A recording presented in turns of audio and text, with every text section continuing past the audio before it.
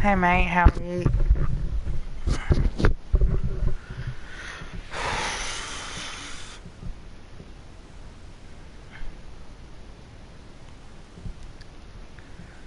Also, share that on your socials before I...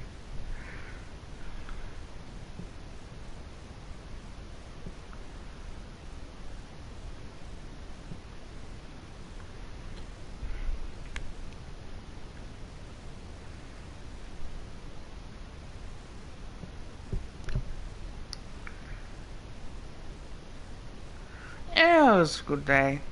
Hey Tom. Um, just doing just the usual checkup. I will be doing a video as well.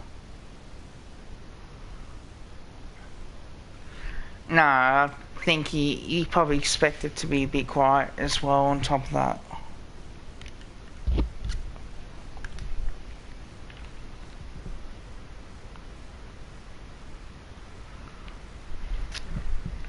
Yeah, I think that's normal.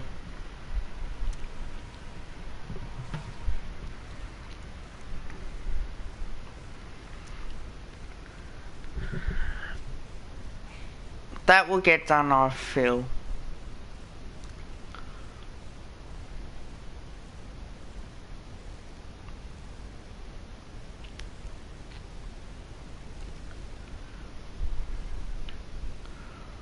Yeah, that's it.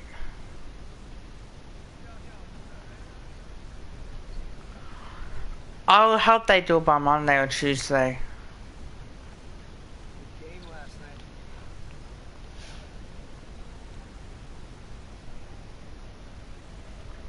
I don't think we'll get him.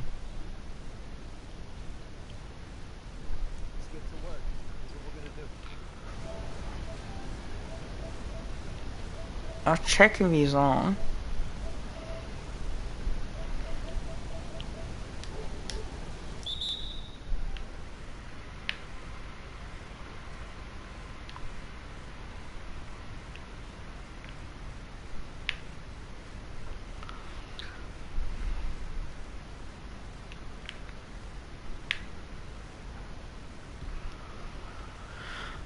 Well, Bobby Hill's the rumor about Bobby Hill and also Sam Reid as well.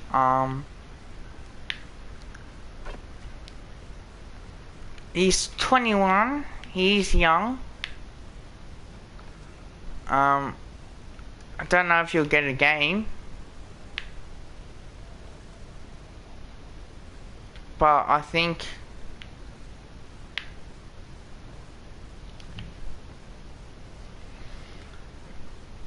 it should be interesting to see what will happen.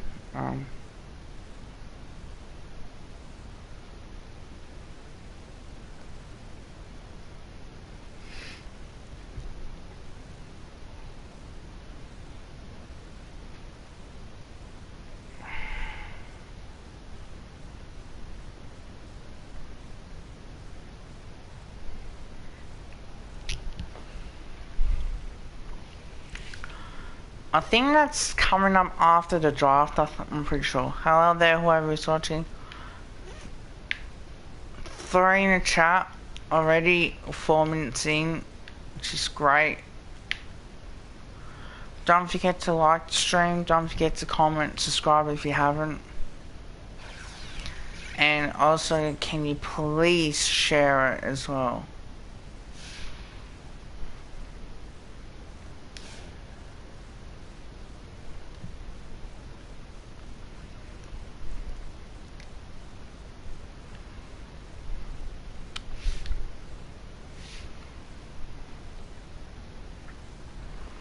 I will do a video after the pre-season, after the draft as well.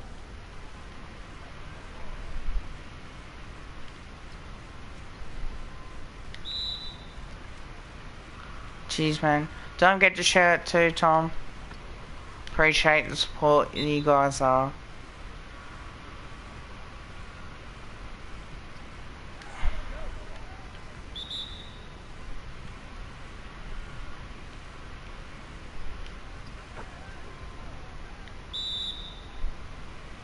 Oh, cheers, bro. Appreciate that. Love y'all.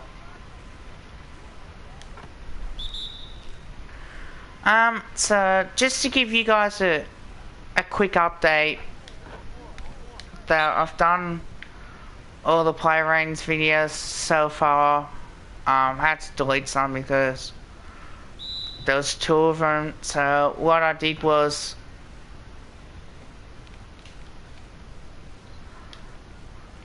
is to make sure that I got enough content as well.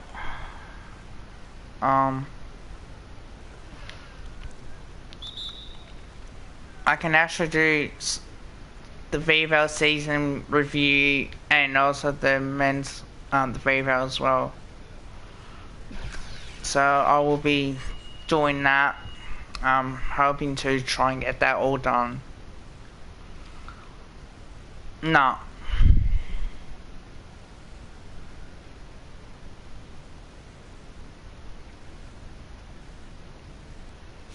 The Kangaroos have officially met with Jason Horne-Francis just states knocking back Adelaide's offer. Find out how it all went down.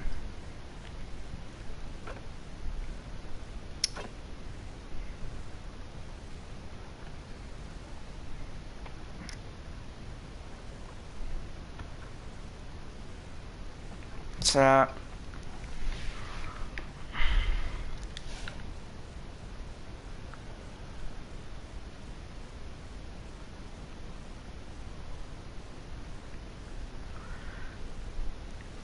yeah, that would have been interesting.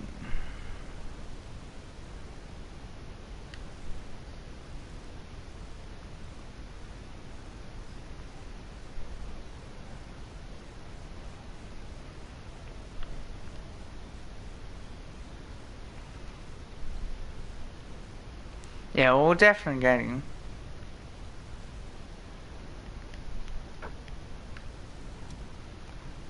So you want to sharpen those passing skills. Let's get you going.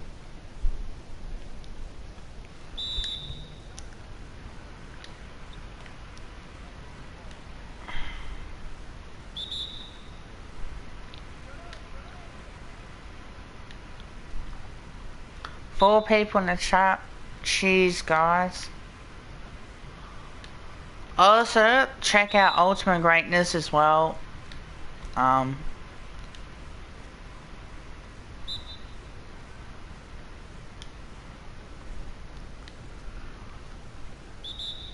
He's making some great content. Dacos. Hi, Shannon. Yeah, Dacos. Well, we'll get Dacos 100%.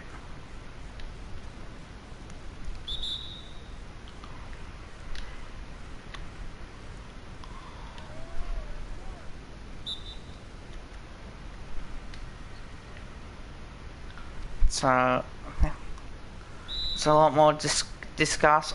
Don't know if I'll talk about the rumor as much. Not too sure.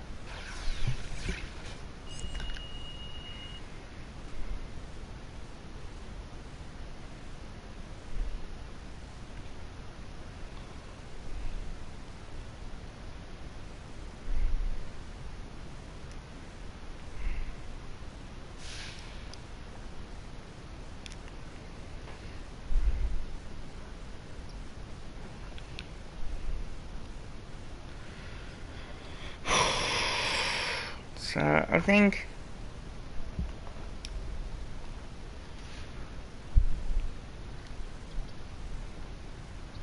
North Melbourne's got 1 pick. Number 1 pick.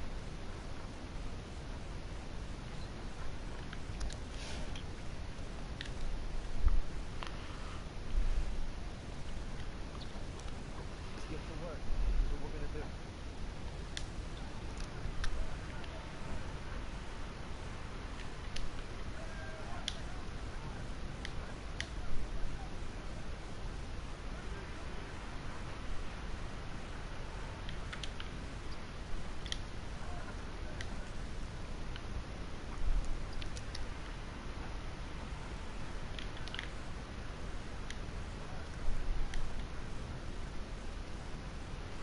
Yeah, that's fine. We can always get other teams' future picks as well if we need to.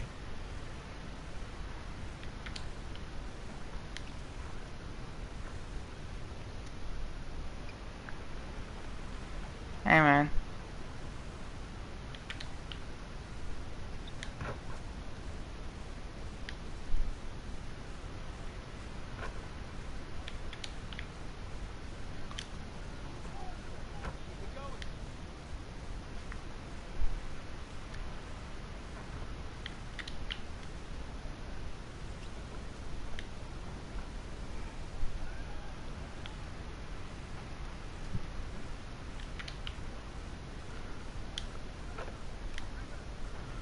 Um.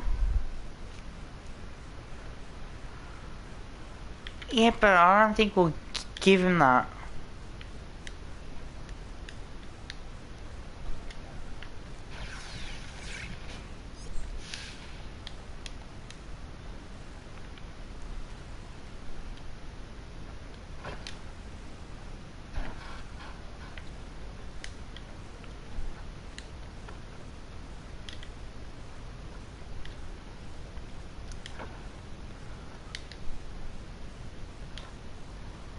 Yeah, well, we did that in Faith as well, so I think it's not too bad.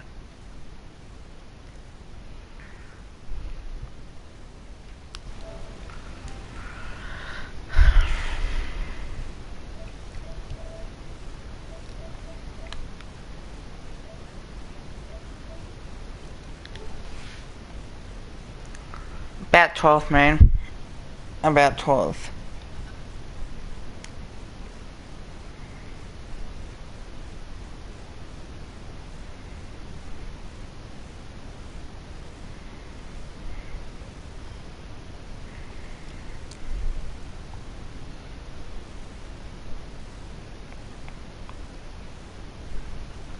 So, yeah. That's what I think.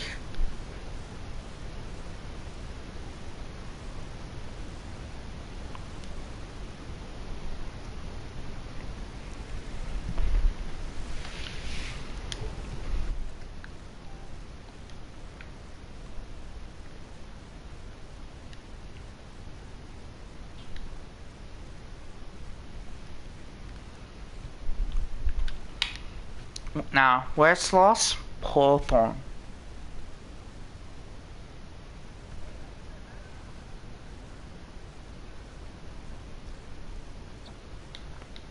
Hey, need some help? Hawthorne's the where's loss. And Brisbane Lions in a way.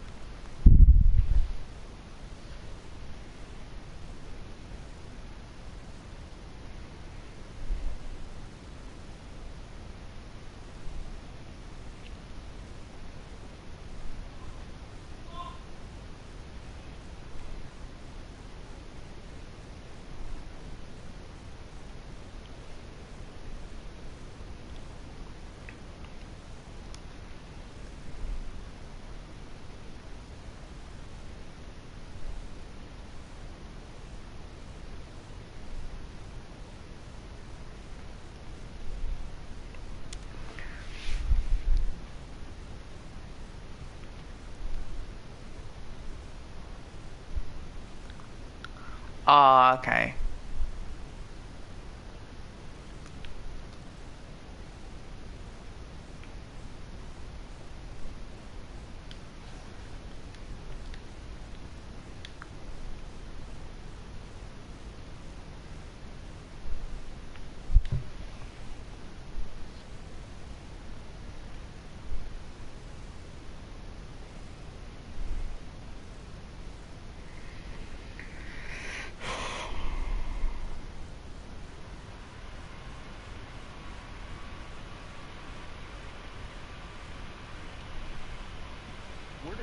start? Where do I get my rhythm? Where do I get my groove? I always start off with a bounce.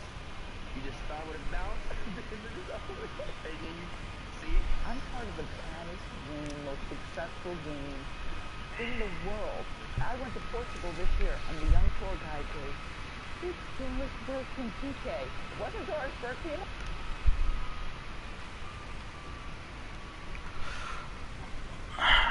Lipinski we are.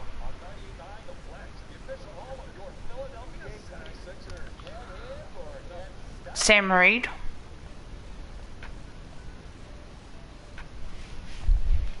Which I just found out.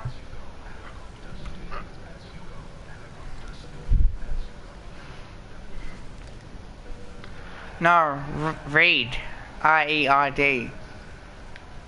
Sam Reed from Sydney.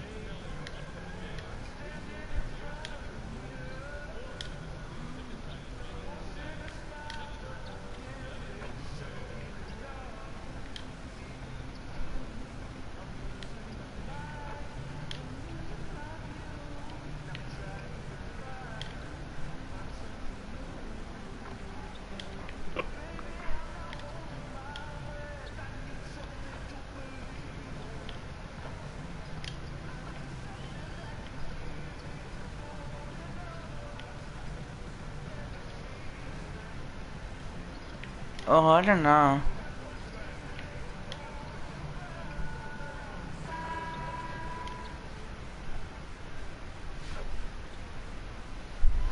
That's beautiful. A view of the stunning and historic City Hall. Welcome, everyone, to our broadcast here in Philadelphia. It's that time of the year. Happy holidays, everyone, from 2K Sports as we get set to bring you some mid-season. And a quick look here at some of the numbers for Rozier. And he's not been as efficient this month as he had been earlier. Take a look at his true shooting percentage and it will show that he's gone a little bit frosty. Maybe tonight he can get that touchdown. Here's the starting group for the Charlotte Hornets. Gallinari is out there at Bridges. Then there's Hawkins. And it's Graham in at the 1. And for the 76ers, the incredible Simmons and Embiid down low.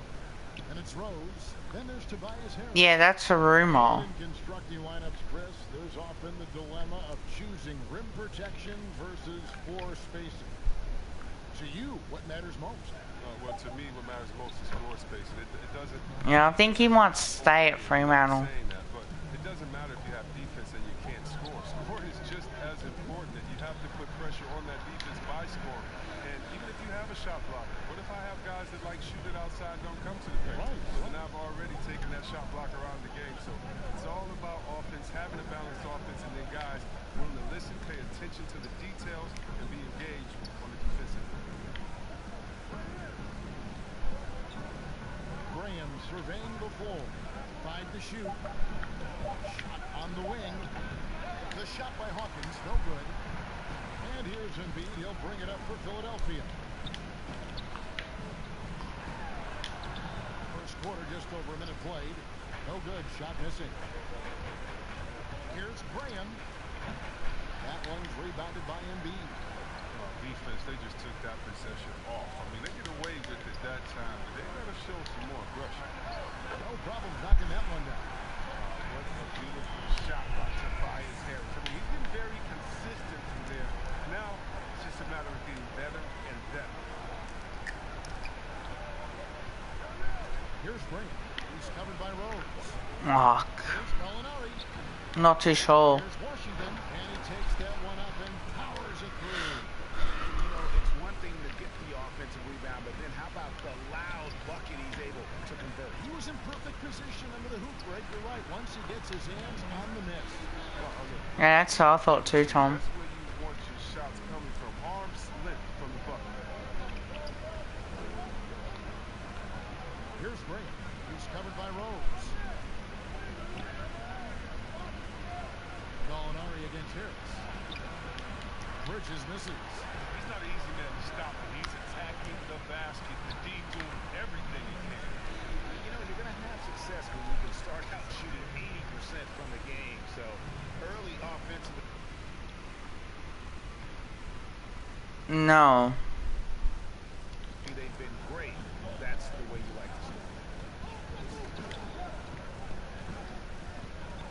stolen by Harris. First quarter of basketball, just over 2.5 minutes play. Well, if it ain't broke, don't fix it. They keep getting in the paint and continue to score consistently. Hawkins with it. He's coming off a 10-point game against the Knicks in New York. And yes, it's good. Pick works well there. Not much resistance from the D. It's a lazy effort. Let's just be honest. Hoping the shooter misses, that doesn't constitute defense.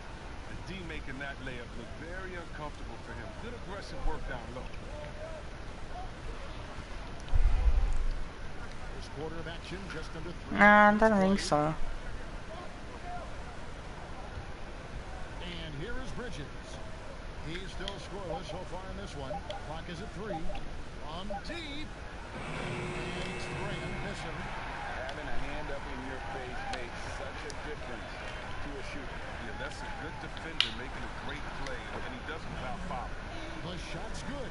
And not hard to see why they are giving up points on this run. Just too many good looks from in close.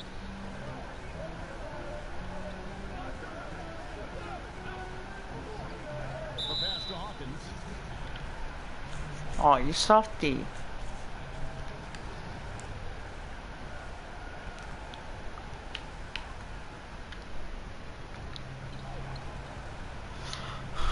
Here's Graham. Last time, 14 points for him. And he finishes In Asia. No, not you. Job here early, None plays. establishing an inside presence. It's intercepted. Now, here's Bridges. 11 points for him in that last game against the Knicks in New York. And Gallinari kicks to Graham.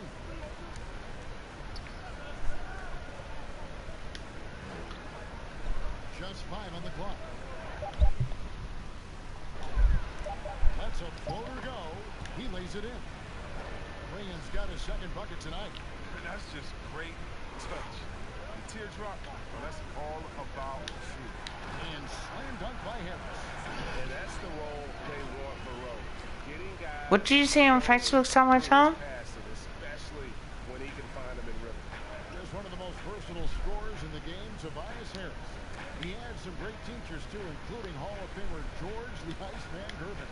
Yeah, well, check this out, Kevin. His father was Gervin's agent late in his career. I mean, at age 10, Tobias got to train at Gervin's facility every summer. They still work out to this day. That's a real one. Harris learning from a great how to get tough. The first free throw is good.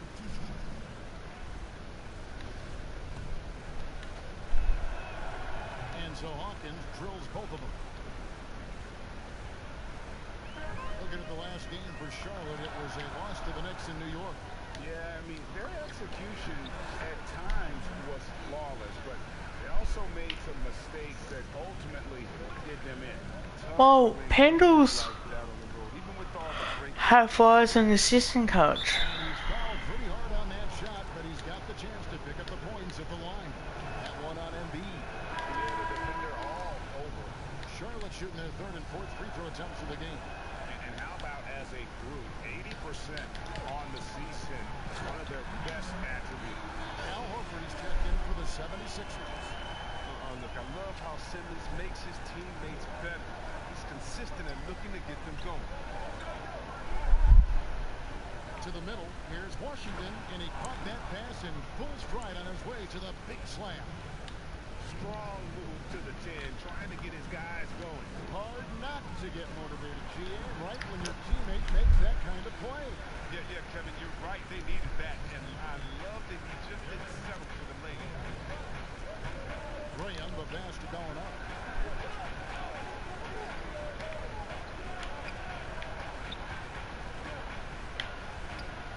Rejected by Harris.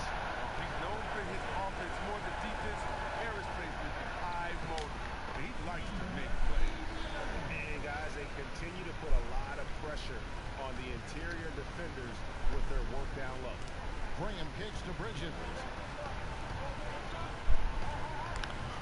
Here's Gallinari. Falls through. He's now made 2 of 4. They tailored their offense around him. And let me tell you, he loves playing the system. Baseline jumper. Buries it down low. He's got 20. He's pulling out all the tricks this quarter. They can't figure out how to stop him. And so Graham will bring it up for the Hornets. 9-point game. Here's Washington, guarded by Horford. Passes it to Hawkins. No. And he's good on the 3-ball. Hawkins has got 7. He's not going to get an easy look from that. Don't need to double team him, but you can't leave him all alone. And the impact Bridges makes on the defensive end, showing he's not to be messed with. The 76ers leading by 6. Lays it up and in off the pretty assist. Just no resistance on the inside. That's their 5th consecutive make in the paint. And now the first timeout called here for the Hornets. There's always at least one joker on every roster. Who was the funniest guy, Chris, you ever played alongside? Oh, man. By far is Jay Will. Jay Will, White Chocolate. Man, he's the funniest. Before the game, after the game, during the game, he would, you know, it'd be a bad call by a ref or something. He'd say something to the ref would laugh and pat him on the butt. I mean, he was, he's a funny guy. He's somewhere right now telling jokes, having somebody laugh and fall out on the floor. It was just his personality. A hard worker, but he definitely was the joker on the court.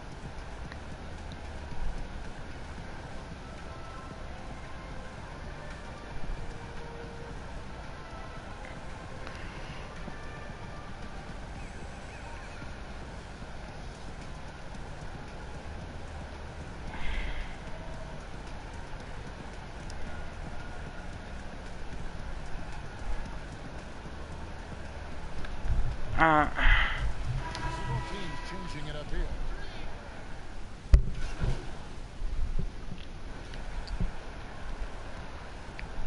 Second quarter of action, about a minute and a half played. Pass to Batum. Ball's knocked loose. Setting the floor for the Hornets. Kyle Anderson is out there with Aminu. Then there's Mirotic. Then there's Terry Rozier. And it's Batum in at the shooting guard. Hornets trail by 14. And Charlotte turns it over again. One of the standout performers recently. We have a chance now to recognize the Eastern Conference Player of the Week.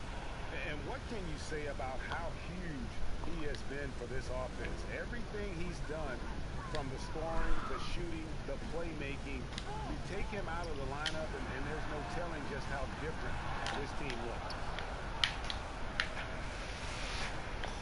Now Rozier. He's gotten some minutes, but nothing on the board yet. But they recover it. Mirotic the pass to Aminu. It drops for his 3rd basket. He's missed only 1 shot. I'd like to see Aminu do more of this, Kevin. I mean, he has the touch to be effective inside. And here in the second quarter of action with a little under 2.5 minutes played so far. Well, I tell you what, Yeah, brain maintenance underrated. The 76ers shoot Hello, Dev. How are you, man? the first one falls. So a whole new group on the floor now for Charlotte. And that's good as he hits both of his shots. Hornets trail by 14. Chris was a good player, too. And Simmons with the rebound. He found open space from mid-range, just maybe rush his release a little bit. Bridges with the steal. Fast break, here they come. Here's Graham. And he gets it to go. Hitting off the back of the Oh, same here. Maynard is such a good player for us. That's good, man. And for those of you just joining us in the second quarter, with about 3 minutes gone by. yet another bucket in close. That's how he's earning his points today.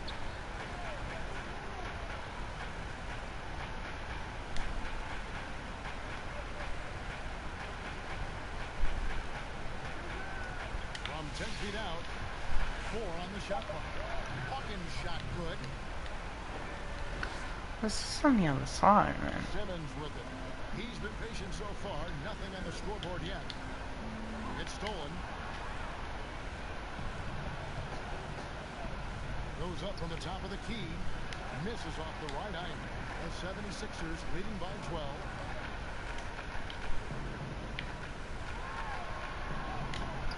It's rebounded by Charlotte. He's forcing things a little bit in this quarter, settling for shots. He'd be better off passing them. And it's Graham missing. Well, they'll be happy with that look, even though it didn't fall. No, you're right. He take that 10 out of 10 times. You're not going to miss many of those. Big miscommunication on defense. He recognizes it and quickly takes advantage. Yeah, they're pouring it for him right here. Trying to give the opposition no light at the end of the tunnel. Goes up with a strike. And it's Gallinari missing. 76ers have gone 3 of 7 shooting the ball here in the second quarter. And the shot goes in. 28 points for him. Attacking in transition, the most consistent way to generate easy looks. Yeah, you can tell they love to get out the run when the opportunity is there.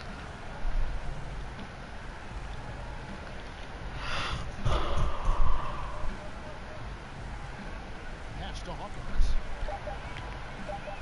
Down low. And he comes it down. The assist is the key to that sequence. I mean, a great look to set them up. Takes it off the glass. And the 76ers lead by 16. And they're beginning to just flat out fall apart defensively right now, especially on the interior. Here's Brink. Wanted by Simmons. Gallinari outside. To the middle. Here's Bridges. Now in the scoring column with that bucket. 1 for 2 this game. Not only a jump shooter, Bridges also dependable at knowing how to get it done inside. And the 76ers call time here. There are a lot of people that say, Chris, the European players are more fundamentally sound overall. Are they right? Oh, well, I think when you look at a guy like Doncic or Dirk or Porzingis, you're taking the best of the best and you're creating a whole field. So I can't say overall. I would say they've had some players that have come in and wowed us, and that's awesome. But also you have those guys going pro at the age of 13, 14, 15 years old, and so I think they may miss out on a little on some of the other things that life has. Oh yeah. Like a normal high school experience, those type of things. But I tell you what, it's a copycat league and it's a copycat game, and so once you see players that are 7 foot coming over, shooting, passing, dribbling, I think you can say guys like Kevin Durant and others, I think you can say they're pretty sound overall. So I don't buy into that theory, but I do think for a lot of Europeans, being a professional early helps you transition into the NBA maybe than guys coming out of college. I would agree. And there's the call on Joel Embiid. That's his 3rd foul of the game.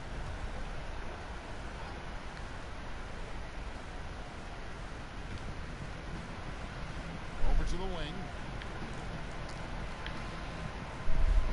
Here's Grant. Wanted by Simmons. 6 to shoot.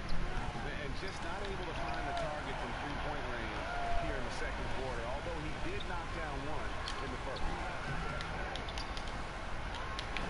Score the basket. His 2nd of 2 attempts. They are attacking the rim and getting great results. Graham, the pass to Washington. Now Hawkins. The pass to Bridges. On the strike.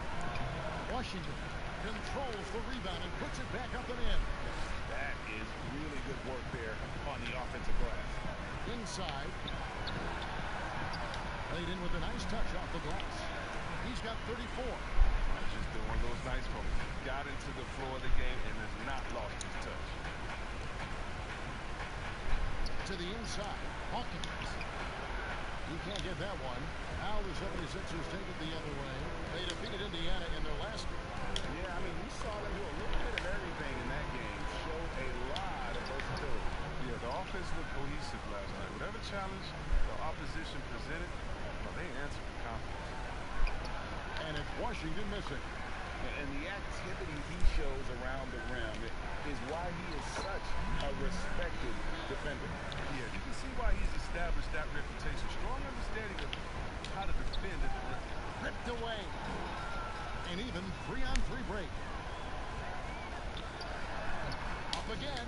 He seems to have a sense for where misses are going. Embiid, so fantastic at getting ideal position.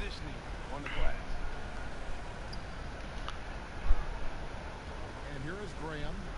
6 points for him.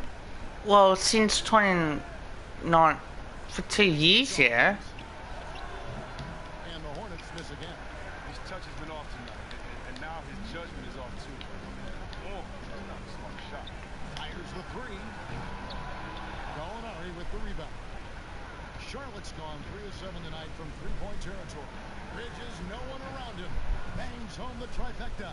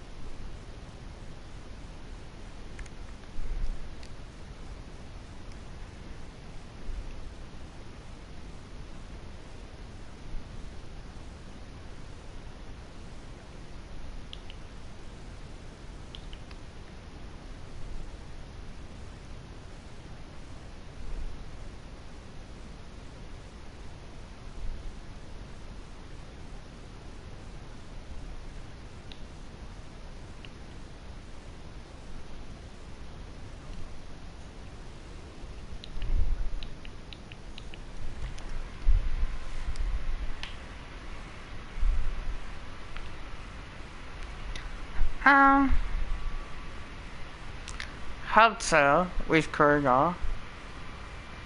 Bridges has got 5.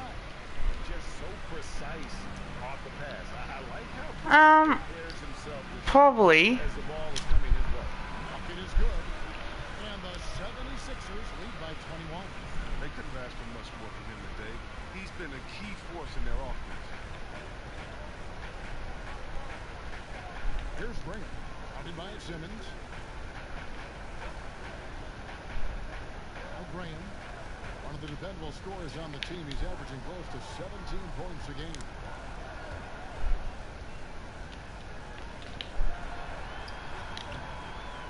Here's Randolph. 2 free throws coming up, and they call the shooting foul. That's on Miles Bridges. Well, now in the later stages of his career, Randolph is still valued. He's a hard worker. His teammates look up to him. Free throw drops for Zach Randolph.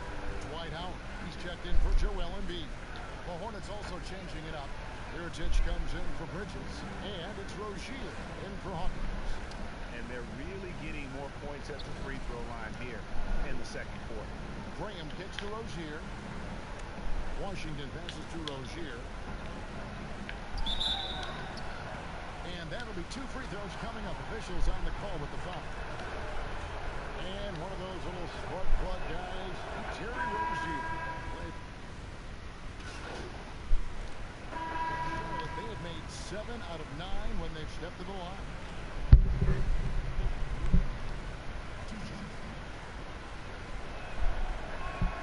And the first one drops. Well, at this point of his career, Aminu knows who he is, an effective two-way player who likes being a glue guy.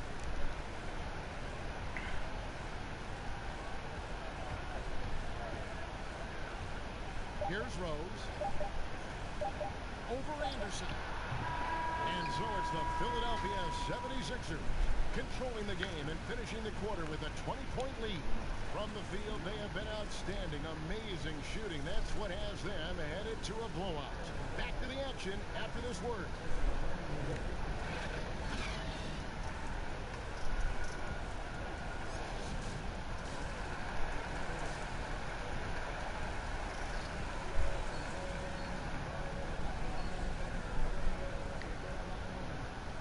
Halen, please.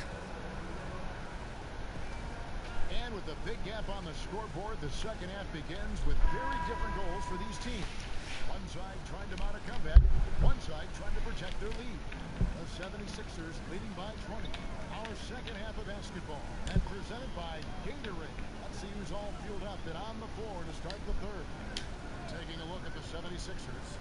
The young stars, Simmons and Embiid at the 4 and 5. Then there's Harris, and it's Rose. Charlotte's gone 4 of 8 tonight from three-point land, shooting 50% on the free ball here.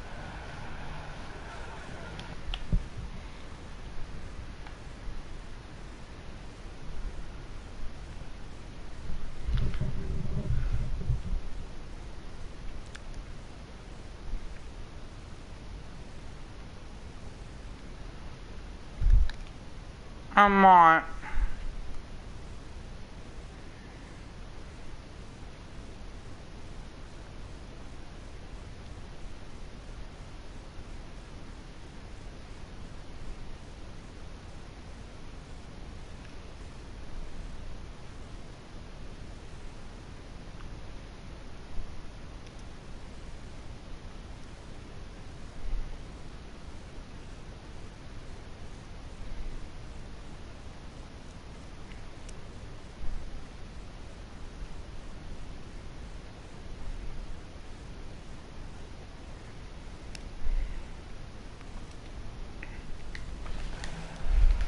Here's Grant. He's covered by Rose.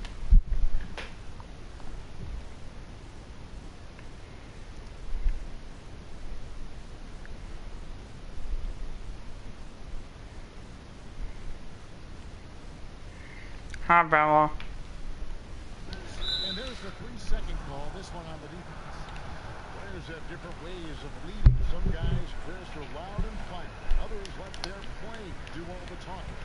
What was your approach? It kind of depended on what situation I was in. When I was in Sacramento, I could be the quiet, fiery guy that led through my actions because Rade was more of a vocal guy, and we had a really good-spirited team, so I didn't need to do much besides what we did in practice. In my younger days, when you want to win, you want to get out there, and maybe everyone doesn't have the sense of urgency that you do. You're a little bit more vocal, but I've always believed that the best leaders, no matter Oh, God.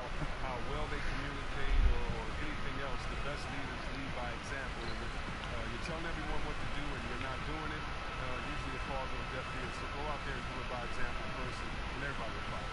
Good advice. The shot by Hawkins, no good.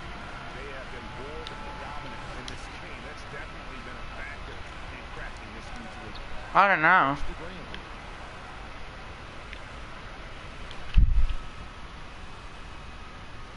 Hang on, I'll see if I did by accident. No.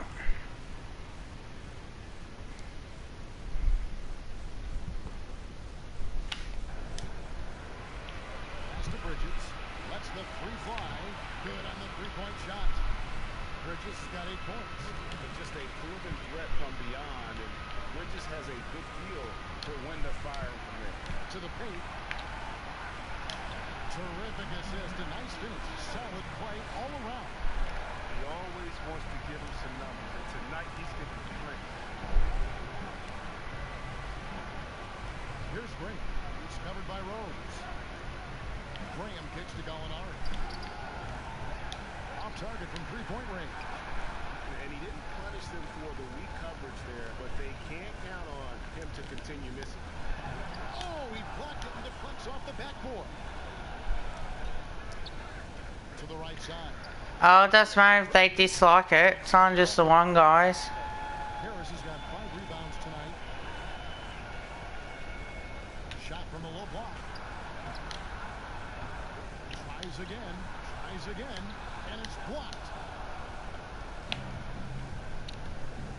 Graham with the ball. 8 points for him. Gallinari right side. Sweet little floater. Gallinari's got his 3rd basket of the night. Why, it doesn't matter. That's just great touch. Because people just have different opinions. About And Philadelphia calls time here.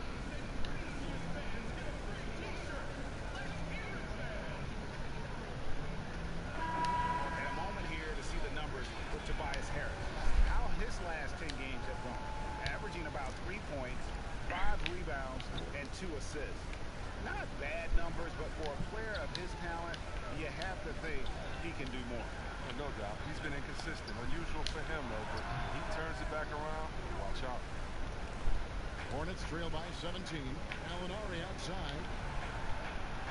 And Gallinari throws it down. And wait to finish and cut into that lead a little bit. Yeah, but look at the basket guy still shaking. Baseline try. The Hornets pull it in. It's been a struggle for him this quarter. He's not losing confidence. I mean, he keeps firing. Give him credit for that. Graham with the bucket. His shooting has been a bright spot for him. Otherwise, they struggle as a whole. Uses the glass to finish the layup. He's got 44. He's kept the Yeah, I knew that. their offense tonight by moving and cutting and scoring every time they've needed him to. And that one is down. Yeah, but problem was with Lynch When he is barreling down the lane like that, is that For his opponents, maybe we only played him 2 games. and he drops it in from the low post. And with the game he's having, there's no I know he should. guy they lean on to protect the lead. Baseline J on the way, and that one hits back iron.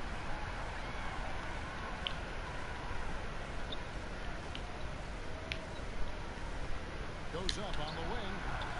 Gallinari with the rebound. And so it's Gallinari with it. They'll bring it up for Charlotte. Down by 15. They've got the Pistons ahead of them in their next game in Detroit, and that will conclude a 4-game road trip. Hawkins passes to Graham. The feed now to Gallinari. Tipped away. Shot clock at 5. That's alright.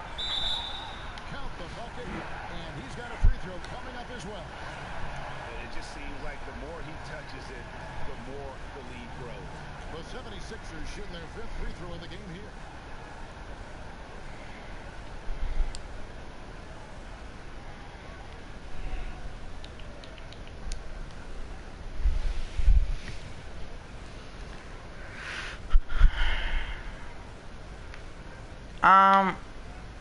Well, we're waiting. Hornets trail by 18.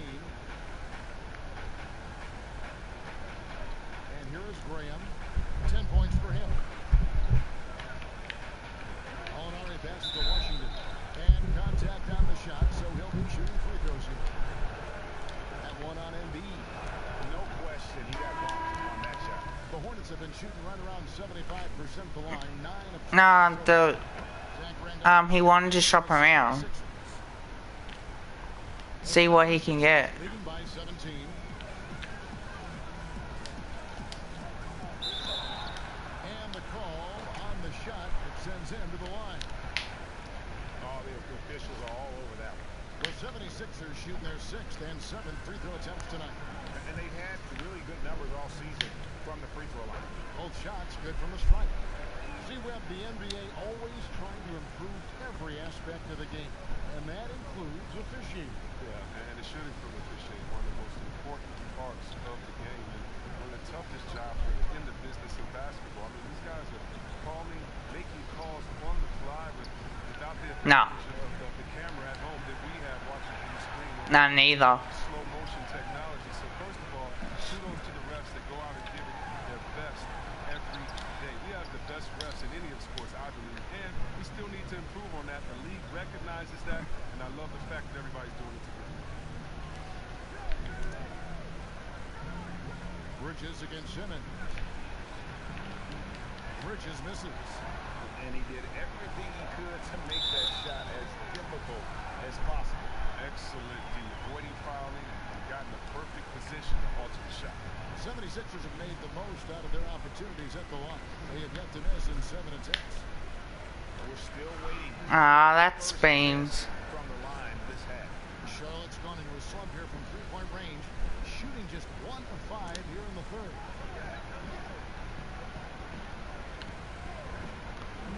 Pass to Hawkins. He dishes it to Graham. Yeah, but so is Baines. Just 4 to shoot. Over Randolph. A new 14 for Charlotte. And it's blocked by Simmons. Reach of Simmons. Coming into play on these blocks. You got to be careful shooting around this guy. Terry Rozier's checked in for Hawkins. So it's the Hornets now. Gallinari with it. Guarded now by Randolph. Just 5 to shoot. And the pass to Washington. And again, the Hornets missing. Now the 76ers with it. They're on a 12-3 run. Poked loose and stolen by Graham. He was early days. Pass to Rozier. And it's blocked by Simmons.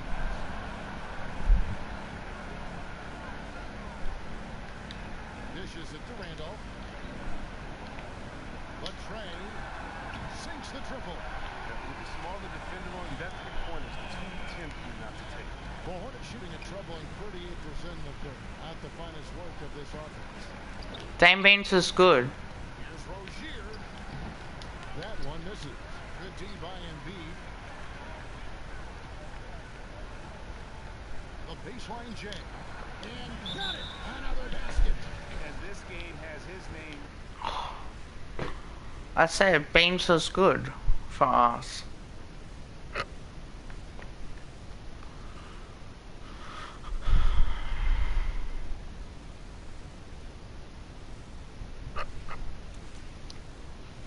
Oh, it depends.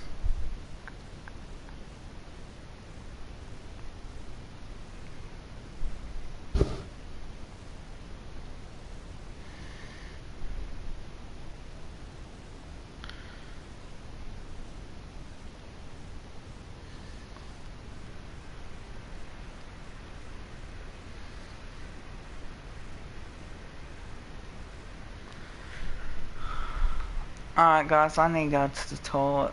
I'll be back.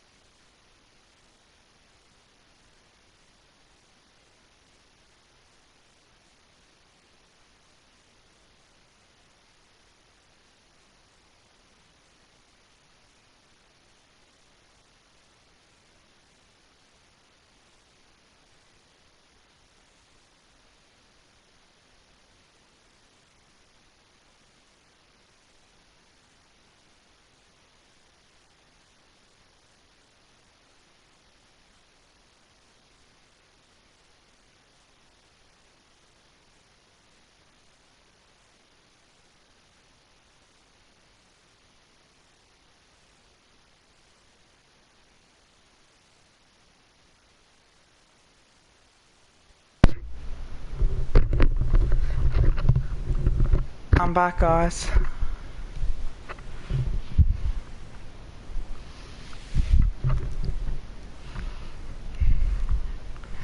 Yeah, it wouldn't surprise me.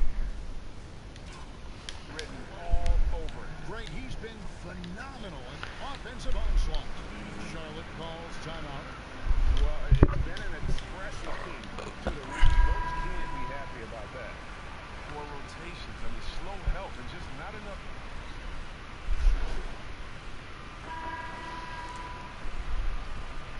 Philadelphia's gotten a success rate of just over 50% from three-point tonight. 4 of 7 shooting. It's deflected. And Batum has arms that go on forever and ever and ever, which is why he's so dangerous when it comes to shot block. Wasted no time on that shot, but it's off the mark. He has shot them in the foot with his inability to make shots. Can't cash in from close range. Maybe.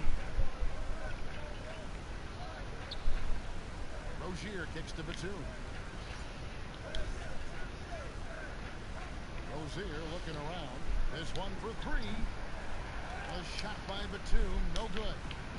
And so Simmons will bring it up for the 76ers. Batum passes to Rozier. Looking for Aminu, he gets it there.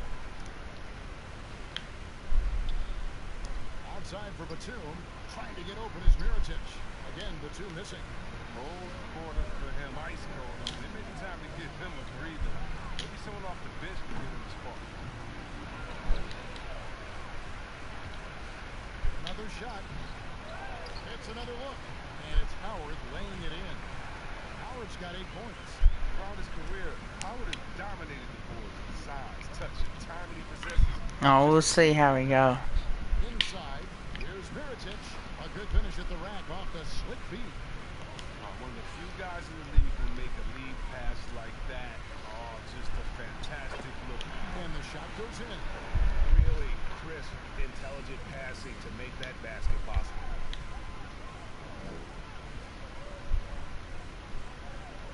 Outside, Batum.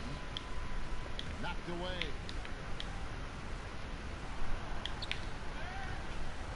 There's 45 seconds left here in the third quarter. The dish to Anderson. On the line, and he nails the jumper. He's got 5. Oh, man. Sound perimeter shooter who massively improved his jump shot over the years. A testament to Anderson's work ethic. Simmons dishes to Howard. Some nice ball movement here by the 76ers. Comes up empty down low.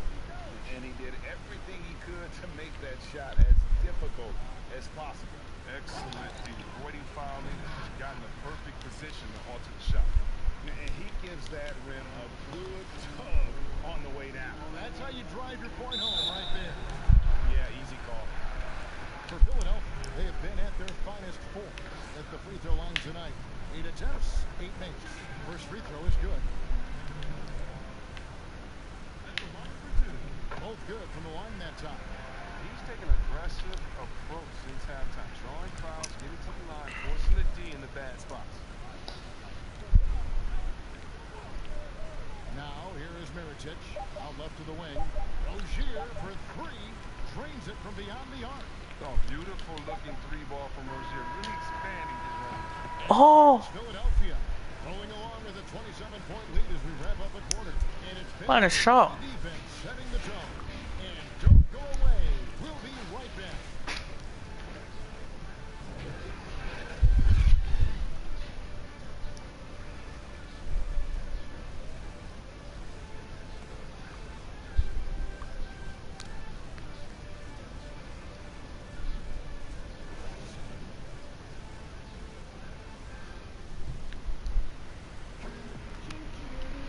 And as we head it,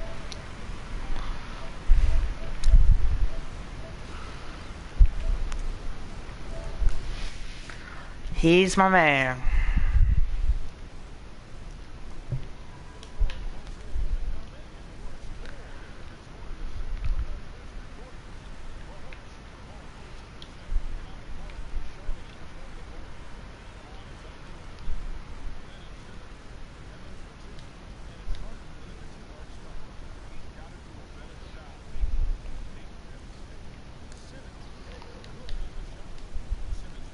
Alright, everything all good? Yeah, all good, man. Yep. Alright, anything on this? Or... Well, would you take Sam Reed? Only for extremely cheap. And then also if Cox goes. Okay, no, fair enough. What about, Bobby Hill? I definitely want him in the club. I just don't know what his asking price is. There was a rumour that it was just a flat future first that apparently Giants want. I say hell no to that because you'd want at least like something coming back. But then again, I always feel like whenever clubs do that, they always like over. I guess I always want to sell a player like that high. So that's all. So that's what they think that they can. Like at the very best case scenario, that's what they think that they can get that player at. Yeah. But he's not worth the first round pick. Because also as well, you know, you got to think about. He's only been in the system for, I believe, I think this was his 3rd year, so he's only what, like 21. Might have another year or two, you know, of development. To us, he'd be a perfect get. But yeah, as I said, if they're asking for a future first, we need to get back like, I don't know, at least a couple of future thirds or a future second or something. Because my problem is, like, he's in contract. So he's got like a year left on his contract. Now, whether the Giants are Do we going to know let how him... much he's on? No. That's one thing I have no idea on, man. Yeah, I'll put it into Google, see what I can come up with. I don't think he'll be getting that big money. Yeah, you wouldn't think that he's like a higher paid player, but at the end of the day, you just never know.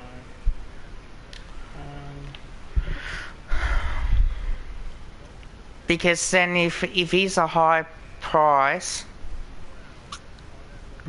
can we keep DeGoey, Maynard, and more? There you go. He'll be out of contract next year. Yeah. Yeah, we'll get Lipinski. Yeah. So it seems like because he wants to be traded now, Giants probably have more of the bargaining power than what any They team do. would, because yeah. So this is the opposite to what Lipinski is. So because Lipinski's out of contract,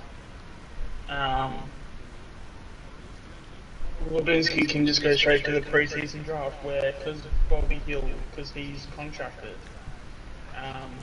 Giants It's up have to all the rights. it's up to the clubs who want him have to make all the play.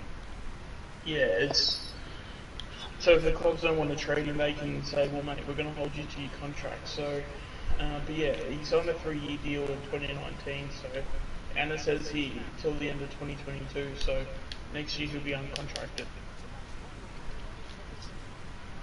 Is Lipinski better than Hewitt? I believe so. I think Lipinski is better than Hewitt. Yeah, I think he's too. I think Lipinski's more proven. Hewitt can play defensive tagging well as well. I feel like Hewitt's like a role player. I think so. Games where he can be a little bit above average at times. But I feel like Lipinski, I've just got this like Trevor feeling about Lipinski of just like he's just gonna burst onto the scene and he's just gonna be in our best players like just from Sean. day one. Yeah. Yeah, I mean, I've said it in a couple comment sections where I personally believe that Lipinski will be in our top 5 best and fairest for the next 10 years. Like, I think he's genuinely that good. And when you got, you know, a club like what we are, um, I think with Bulldogs, when it comes to Pat Lipinski, I think there's a lot of like. It seems like it's like, you know, how you have like relationships and stuff. It seems like it's like a really bad breakup sort of thing, Yeah. or is kind of like a bad breakup. So when you're you know having Pat leave, the Bulldogs players are, you know, saying, oh, you know, oh, he's only a VFL player anyway, which is so funny because like there were so many people saying that, and it's like, oh, okay, if he's VFL, if he's a VFL player, that's fine. We'll take him. That's fine. Yeah, it's But ultimate no, greatness non-plays, not magpie season. yeah, no, I'm That's definitely lucky. not lucky. Yeah, no, Magpie season's lucky. That's not me. But no, Lucky's a pretty cool dude. So, Big shout out to him too. yeah, definitely. Massive shout out.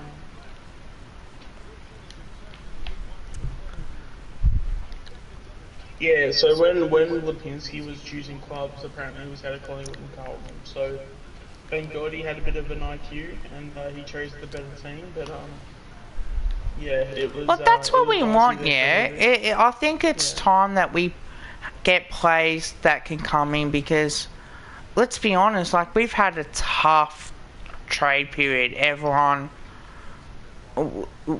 is giving us a lot of shit. I think, I have to admit, I was as well.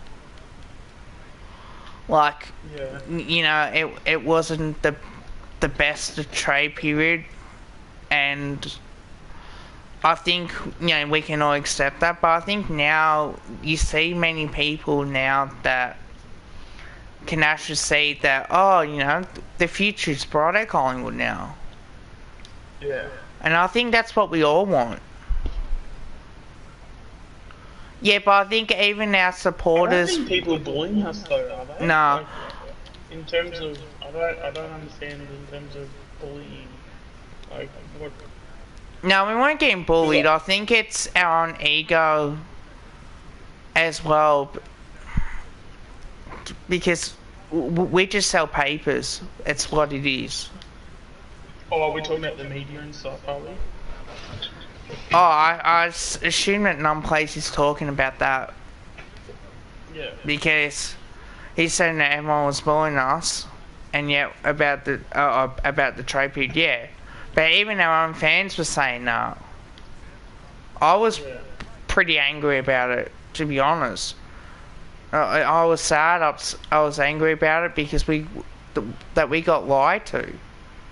In a way, like if the club said We that, talking about we're talking about last the year's trade period. yeah, the trade period last year. Yeah. But I think that you got to accept the fact that the club makes the decision, so it's not that bad. I don't think. I mean, I'm pretty sure it's gonna happen at Carlton. It's gonna happen at Carlton. It's gonna happen to every other club.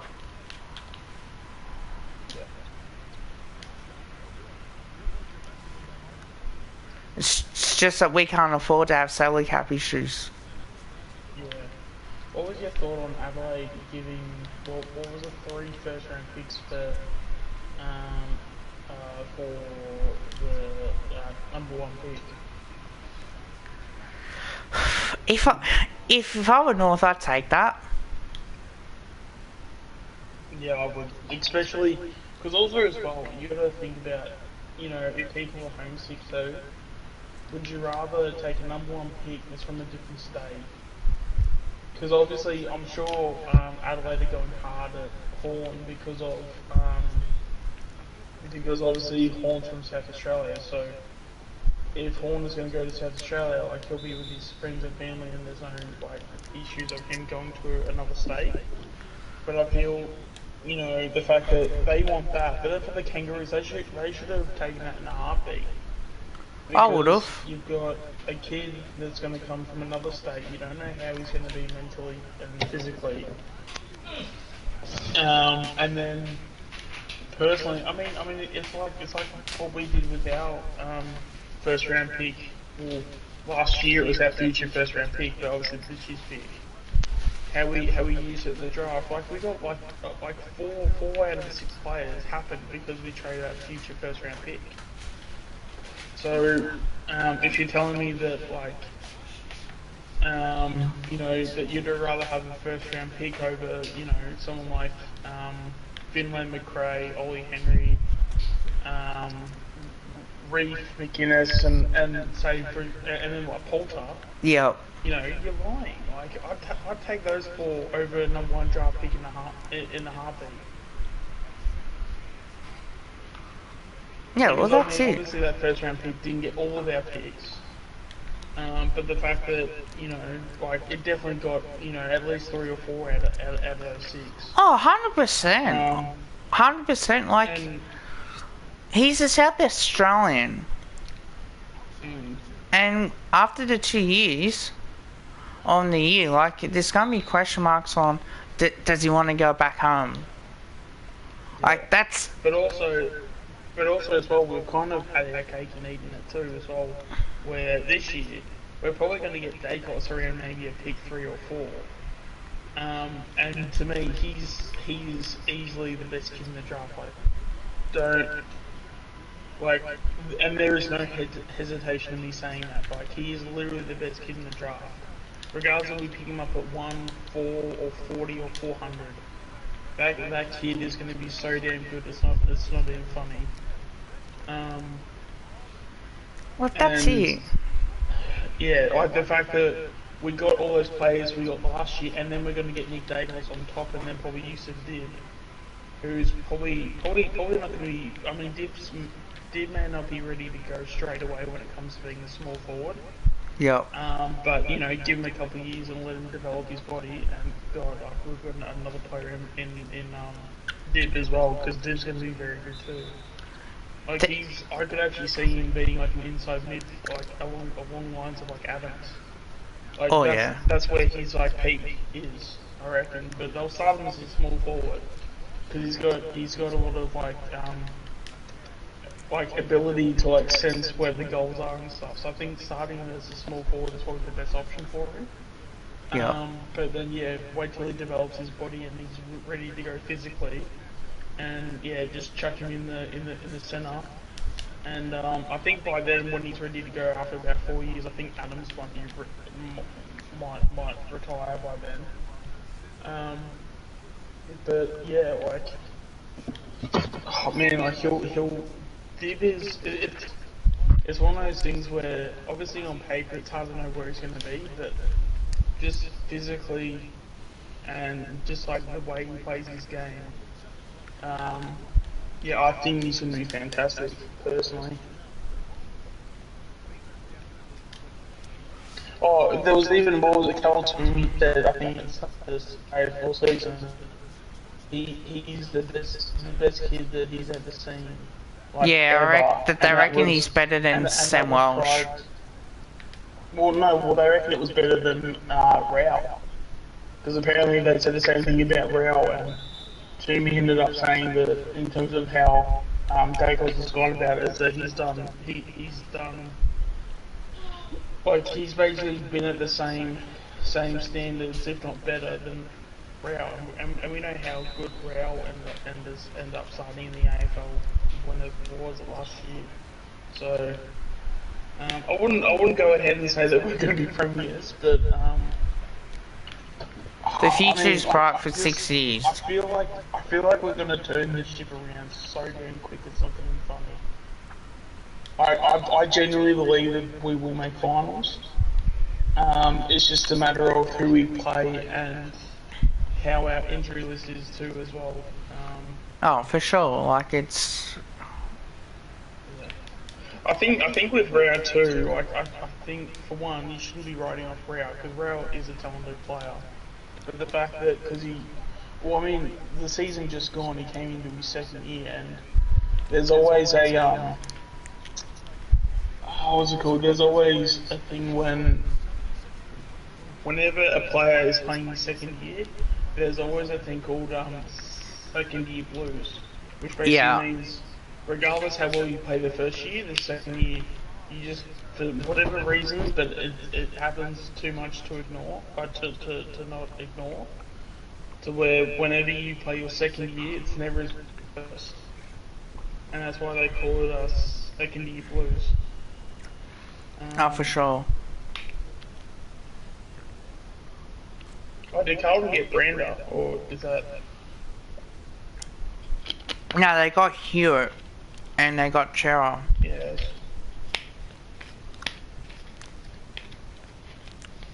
No, it does happen. Some places, it's Yeah. that is a thing. Oh, it's a rumor that Brander's going to Carlton. Yeah. Well, I mean, personally, I personally would actually like to get Brander personally. I think that kid's just too talented to just, not have any interest from any clubs. To be honest, like, I reckon if we're able to get Lipinski through a trade, and what's it? Brander goes to the preseason draft. I reckon we should pick him up with pick 2 because he is definitely worth. At the very least, he's worth a pick 2.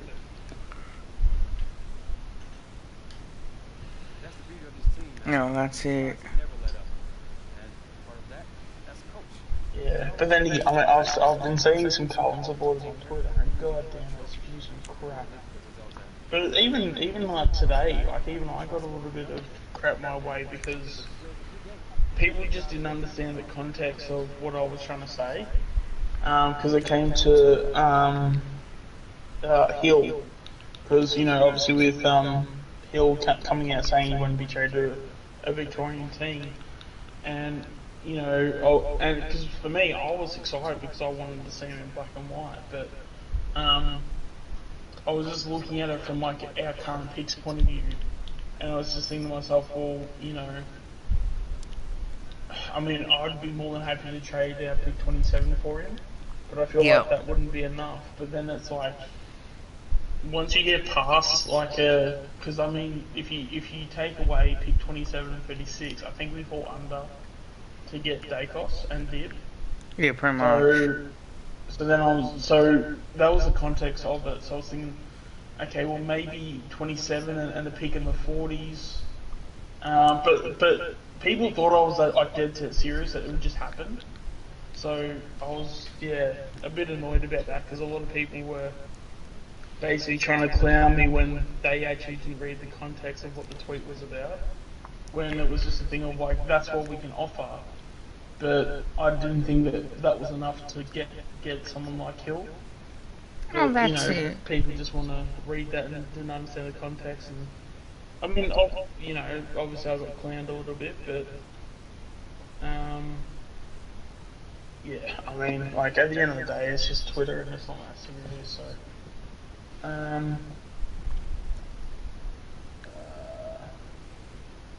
yeah, the early rumor was Geelong. That was the early rumor for Brander. That's all I heard. It's Geelong. Yeah. That's what pretty much I've been hearing. It looks like Essendon are the favourites at the moment, I believe. But don't be surprised if Wright makes a play because he has made it extremely clear that we're very keen on a small forward at the moment. But yeah, Essendon is the favourite for Hill at the moment. It was in North Melbourne. Geelong is part of that. Yeah, there was a few clubs, but Essendon was the favourite. Ah, okay. Yeah, but Jamie's getting. Yeah, it was. Yeah, it was one of those articles where it was like, 5 clubs are interested and Essendon the favourites or something. So it was like one of those types of articles. Yeah, but also even we got Jamie Alley, he's only got a couple of years left, and we do need. Even though we got other players to probably replace him in a couple of years' time, I think it would be good to get Brander. How long do you think Elliot's going to last for? 2 or 3 years. So, 2 or 3, you reckon? Yeah. Because he's 28 at the moment, isn't he? 29, I think. 28, 29. So he's got 2 or 3 years left in him, I think. Yeah, he's got 3 years left. Okay, yeah, shit. Okay, I didn't realise it was. I thought he was 28 and he had 4. Because yeah, I mean, I reckon he'll probably retire when he's like 32. That's probably around about the mark. But I mean, we do have a Enderman to take over. Yeah. So I reckon in 3 years' time he'll have 4 years under his belt. He's probably going to be physically ready. And then, so I feel like that's going to be Elliot's replacement. We just need someone that has a bit of X factor, like a Stengel. Obviously we're not going to get Stengel, but like, like a Stengel or a Hill or just one of those types to be in the forefront, or even Jared Cameron if he comes back. Yeah, I In think the 12 so. months and says that he needs to have a crack, because I know we were heavily linked to him last year. Who we have 30 plus age players? Well, we've got Penderbury, Sidebottom, Howe, Roughhead, Cock. Yeah, we've got a fair few. Probably not as much as Geelong, because that's what the narrative is at Geelong, but Geelong's got heaps.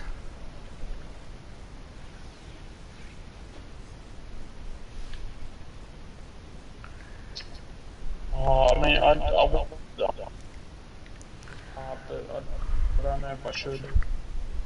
Basically, all I'll say is this: is that if the reason why you don't want Stengel in the club is because of what he did and what he got caught on, like 12 months ago. I'm a bit.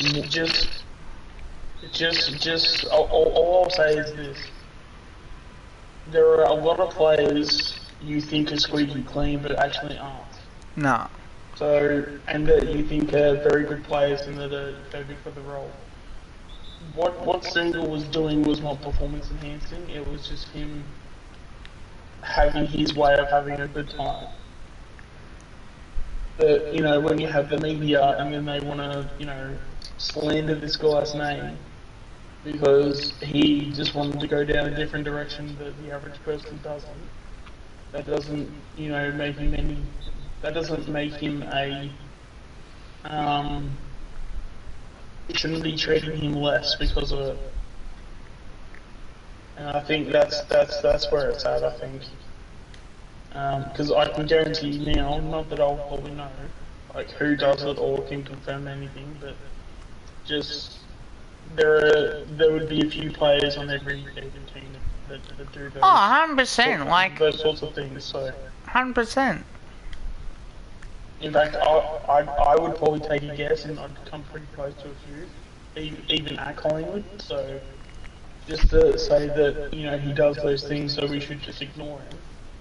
From a football sense, some of those players can play footy, and if you're here to pick a team on good values and morals, that's fine. But I mean, for us, like we're here to win premierships and we're here to win games. I can tell you now, I've done plenty of research on Single. Single will be fantastic when he comes back. And the fact that he's going to go to Geelong now absolutely sucks, because we definitely could have needed him. You know why he's going to Geelong? Yeah, because of Eddie Betts. Yeah. And I think if they're related or something. I think they're related. But they are, at the very least, they are very close. I think they're like really. I guess you could probably call it friendly now, but yeah. But I know they are pretty close.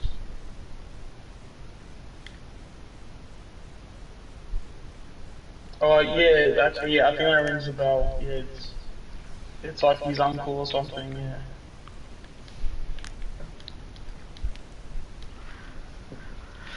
Well, that's it. Like, You're not expecting any better as well. On But top of also that. saying that too, you know, we can just as easily next year get Jared Cameron. And he's the brother of Charlie, so if you reckon Charlie Cameron is good, you know, then I'm sure you'll be excited when we pick his brother up probably next year when he has his year off.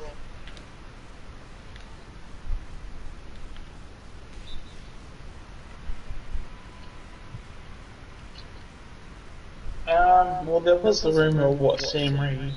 Um, there's apparently Sydney still have a tight cap space.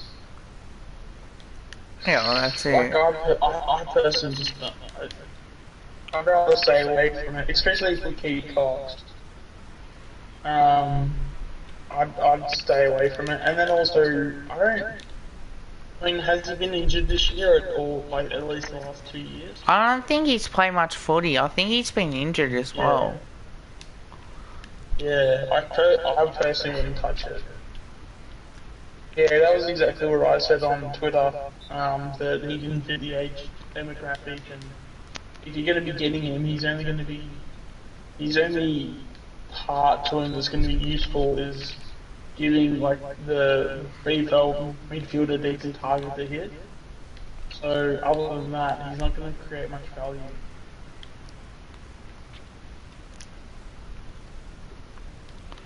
We are not doing what Geelong do. Yeah, but Yeah, personally, I'd stay away from Reed. yeah. And then also as well, if you're going to get him, you probably only...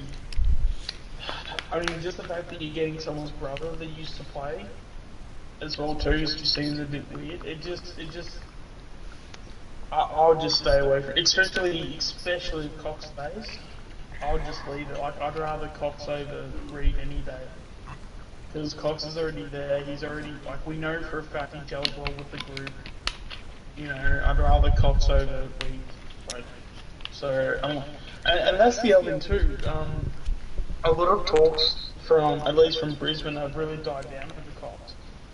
So maybe they're just going to assume that we're just going to give him a contract at the end of the trade period or something. The other 30-year-olds we had was Greenwood and Main at that point. Two both retired. Yep. So I think, unfortunately, we might have to keep around that age though, because when you're around that age, that's when you've got like decent experience too. Yeah. And experience does matter when it comes to playing.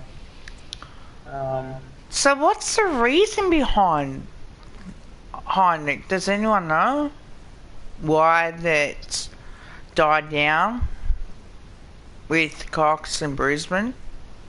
Well, they're probably trying to get him as cheap as possible, and because they're comparing him with Casbolt. And I think with Casbolt, I think Casbolt got delisted or something, so they're probably like, oh, but these guys do the same output, so if we're going to get Casbolt as a delisted free agent, we're probably going to get Cox as a delisted free agent too.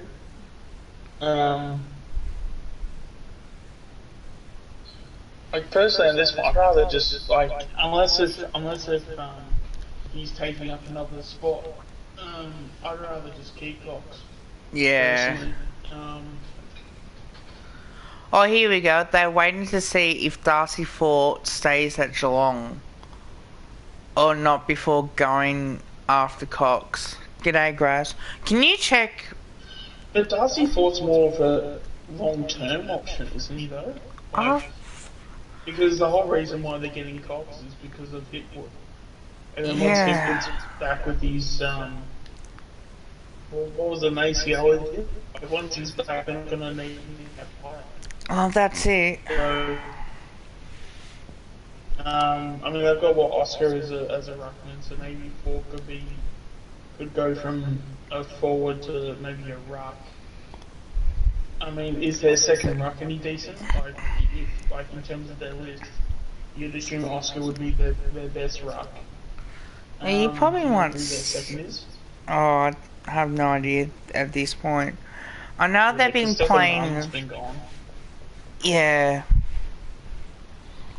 I think there's a few as well that's been interesting. On top of that, it's Yeah. Yeah, they're probably thinking of going for four because short term they're probably just going to play him as a forward, but then long term they'll probably put him in the ruck with Oscar. Cox is a backup, but I think that's what it should stay. Yeah.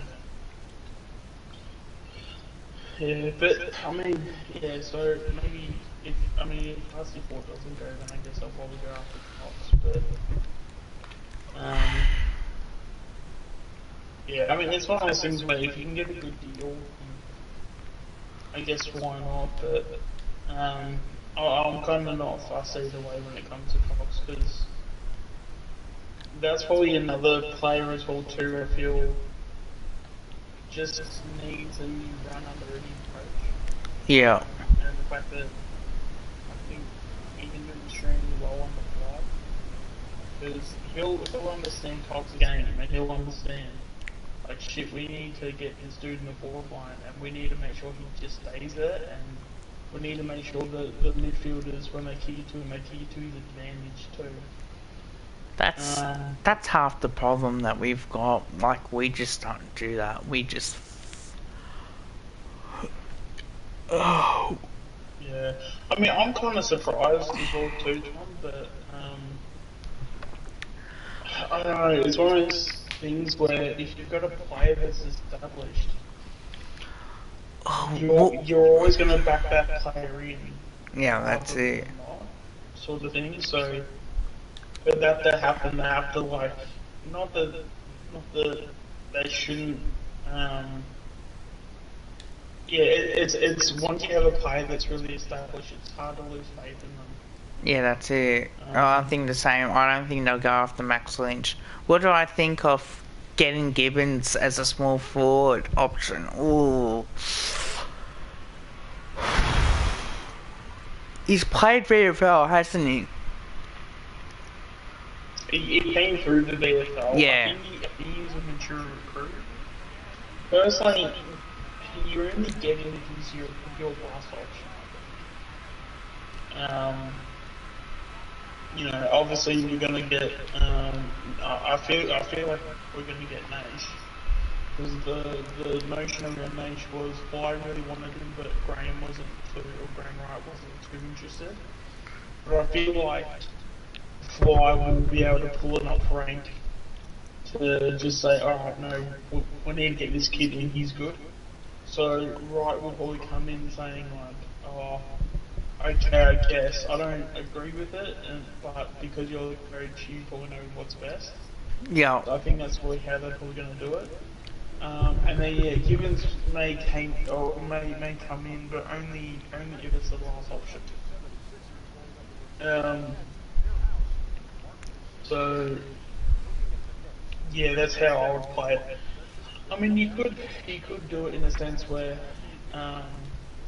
you could pick him up and then next year you just Get rid of him. Or list him the year after, and then by the time you have him for 12 months, you got Cameron ready to go. You could do it that way. Would you play him a VFL?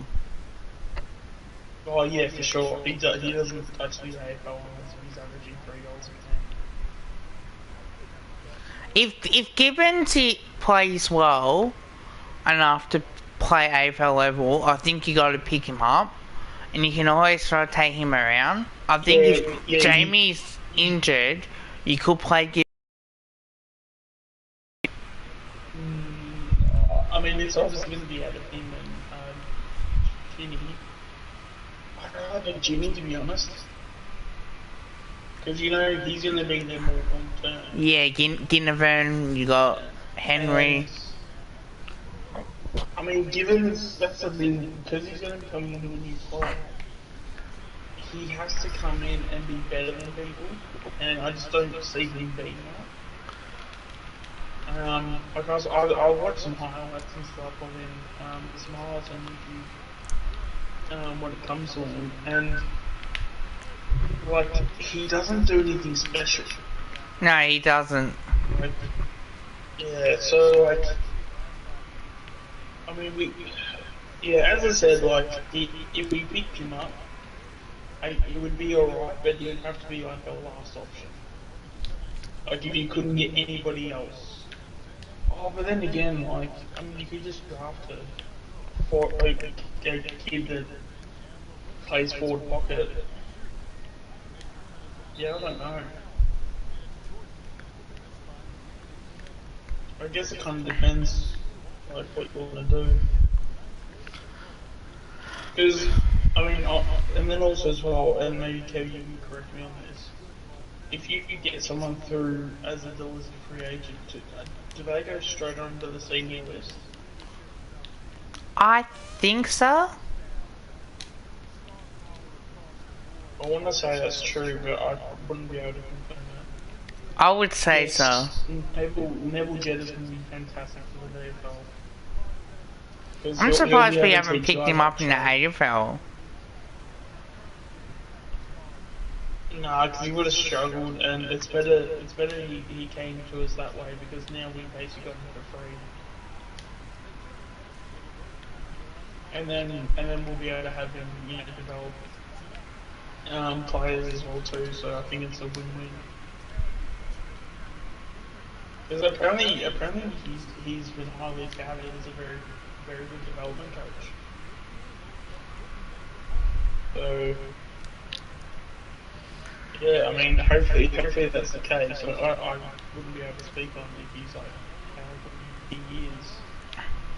But it would be something that if he can do his job and if he can do his job well, I mean that's always a good thing. Oh, 100%. Yeah. I mean, you could go after Gibbons and maybe get him in like a pre-season draft and put him on or you can go through the rookie draft and get him that way. But as I said, like he's good enough to where he could theoretically be on an AFL list, but he's not even close to being good enough where you have to go out and like get Oh, that player. definitely. So I think you just got to leave it to a rookie draft, and if he's available and we haven't picked up anyone decent, or any small forwards that are decent in the draft or as a delisted free agent, then you probably get him in the rookie draft. But I reckon you just leave him because I just reckon that there's a lot more better options out there, and then just I mean, how old is he? He'd be like 25 or something, wouldn't he? Oh, Lisa. He's in that age bracket, you think? That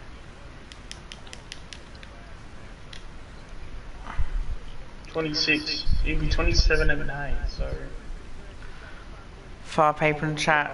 get him. Make sure Unless if there's literally no one else to get, and you're just buying time to get Cameron into the club. That's the only reason.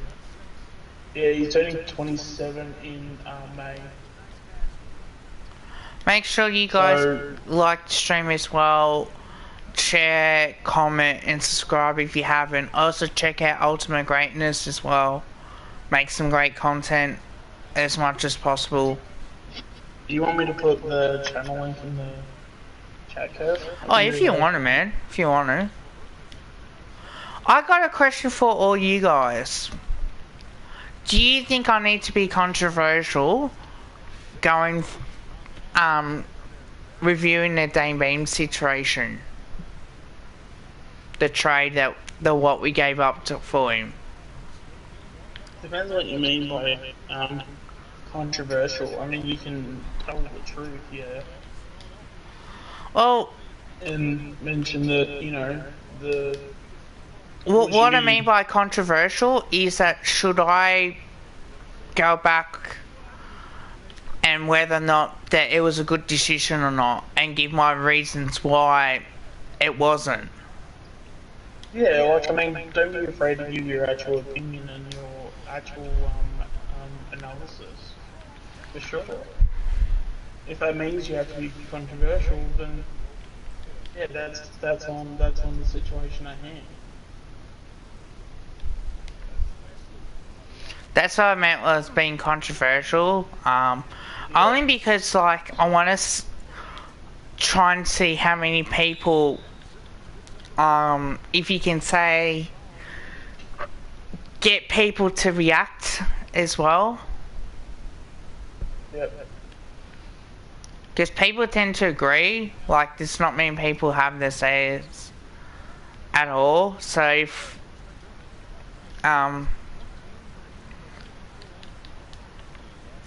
so I think if we can, well, if I can do that, obviously now I've got time to do the season reviews for the VFLW and the VFL as well, because being busy with the trade period, the player range videos as well.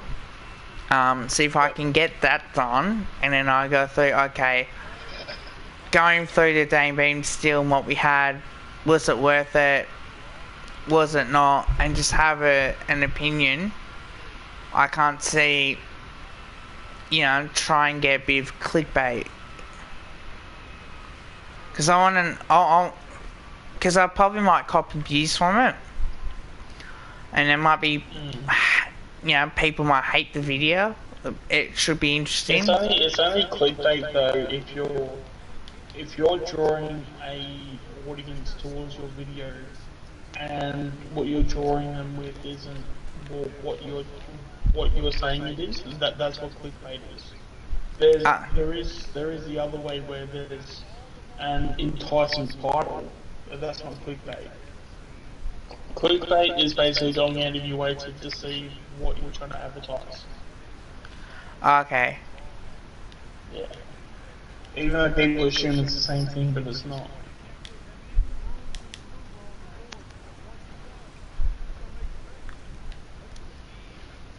No, I just thought what you guys think of it. Like, yeah, I tend to agree. Yeah, I mean, if it's your honest opinion and it's your honest analysis of what you think went on, then yeah, that's not clickbait. You can obviously make a title where you can make it a bit more like enticing to watch. Because let's be honest, that has failed, right? We all know it's failed. Like, he hasn't played footy, and people say, the mental health part, blah blah blah. It's that, well, he didn't want to play footy, so I think.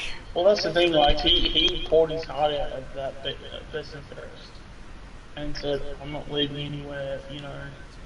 I'm staying here. I'm staying here for good. Blah blah blah." And then like 2 weeks later, he was already on the trade, or like 3 weeks later, he was already on the trade. Because I personally reckon just after that best and fairest talk he had, I reckon that was when Eddie came in and be like, "Hey, I know what's going on with the situation. I can come in and help out. I can even sweeten it for you, and I can give you a bit of extra cash on the side." Like, in terms of like paying in that the 800,000. Oh yeah, look, I totally agree, Tom. Like, it was sad, and I do respect that he made that call. That's not what I'm about. I just think. Yeah, no, I think the fact that of him going to Brisbane, I don't think anyone can criticise him for that, because anybody would have done that. And no, I would have done the same thing too. If anybody was in his shoes, they would have done the same thing. It's the coming back part that, at least for us Collins supporters, have an issue with, because let's be honest, I think it's the majority of the blame does have to go to Eddie, because even so, if Beams has mental health issues, Eddie doesn't, shouldn't have that same excuse, because Eddie knew what he was doing. He's a business person. He's also way too much of a PR person as well to also do business as well too. Like it just was not. It just should never have happened in the first place. And then the fact that and then Eddie like doubled down, tripled down, quadrupled down on it made it so much more worse. Because Bruce Maline's won that deal. Let's be honest, they're laughing at us. I think if you look at both deals, I reckon it came about even because we screwed Brisbane over the first time around, and then they screwed us on the way back. So I think it ended up roughly being about even in the end. There was I think Tom did the research on it, and I think it was Eli Smith was one of their picks, and he hasn't played yet, so we don't know if that kid's a dud or if that kid's the next best thing. Which kid? His name's Eli Smith, and he hasn't played a game yet.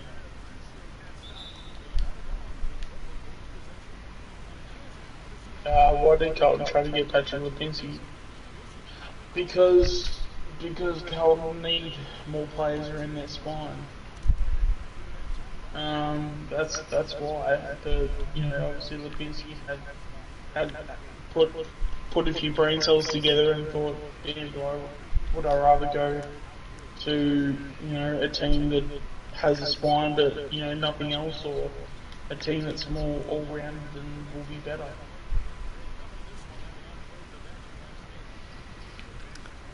Yeah, so the first time around, we definitely won the first time around. Like, I don't think you can have that as a debate in terms of who won that trade and like. No, I like both sides. Because I think, yeah, the same way, but the opposite end. I think in the end, both trades together, it was about even. I think with mental health as well. I don't think Lipinski hates Carlton. I mean, he was his second choice. So, you don't want to go to a club that you hate. So I don't think Lipinski would hate Carlton. He probably will eventually being a part of Collingwood, but I don't think you want to go to a club that you hate. That doesn't make any sense. I'll say this. Do you believe he had mental health problems, Beans, or not? Or do you think it was?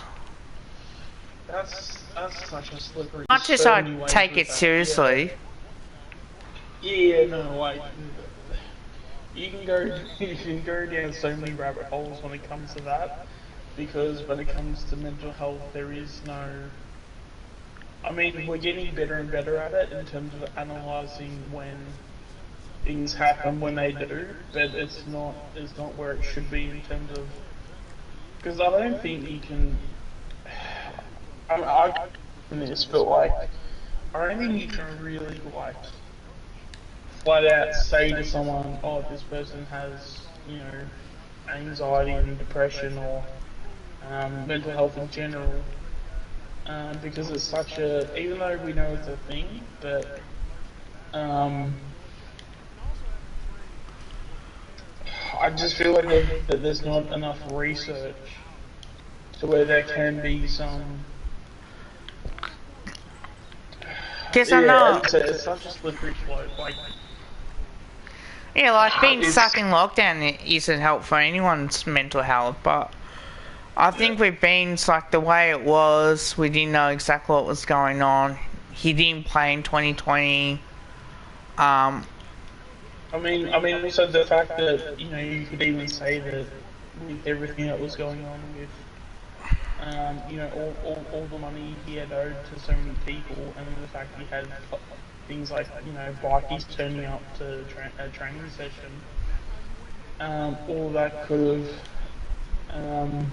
All that would have caused some stress. Yeah, there's been a few ex-players that come in and said that. Yeah, that they've had gambling debts. I guess that would cause more problems as well with mental health. Yeah. I'm glad that Ben's. It's such a. I'm happy to give him the benefit of the doubt regardless. Should I go there or not? Try question or not? Or do you think, nah, don't? What, in terms of calling beams out? Whether or not, like, the gambling did cause his mental health.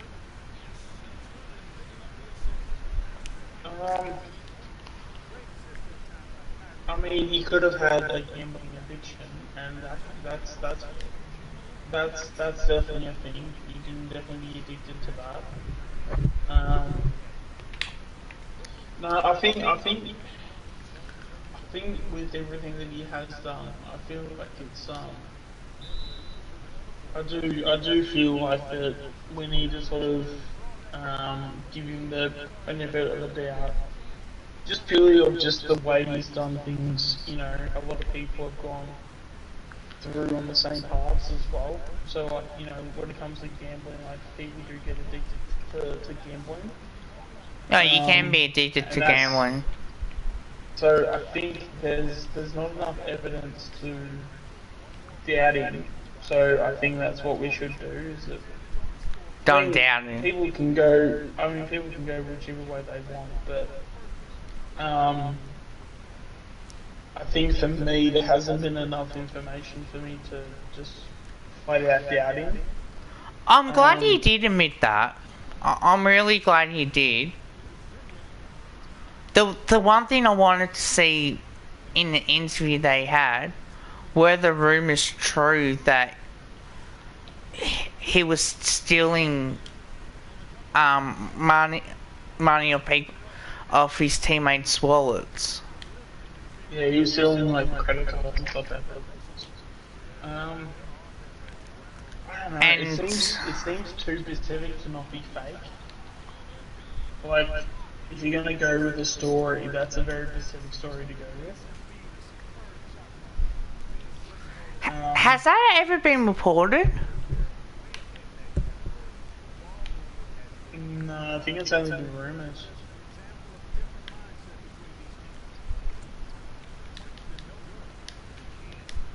But in saying that, it just seems like when the rumor came out, it just seemed too specific. Like it was like hitting on like too many. It was hitting too many nails on the heads, so to speak. Did we do anything about it? Did we come out and say that was false or not? I don't think so. If that's the case, I could be wrong, but I don't think so.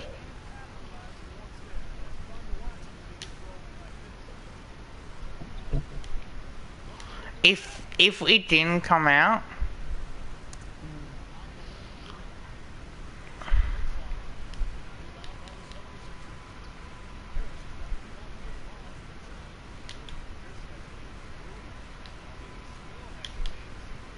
oh really? Is that the rumor? He blew his money at Sandown?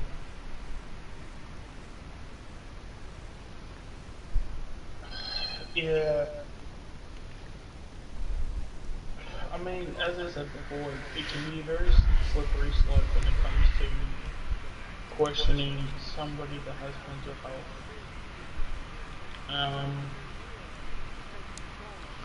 but that's the thing. Like the club didn't even come out and bloody deny or not. I'm pretty sure that the rumours that you hear going around, I don't think the club ever did.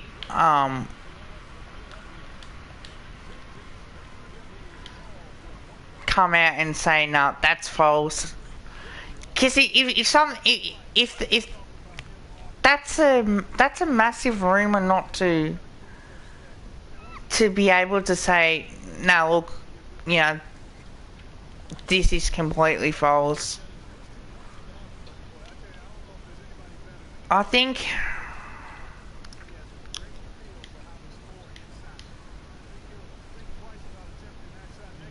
Well, Eddie didn't deny it either.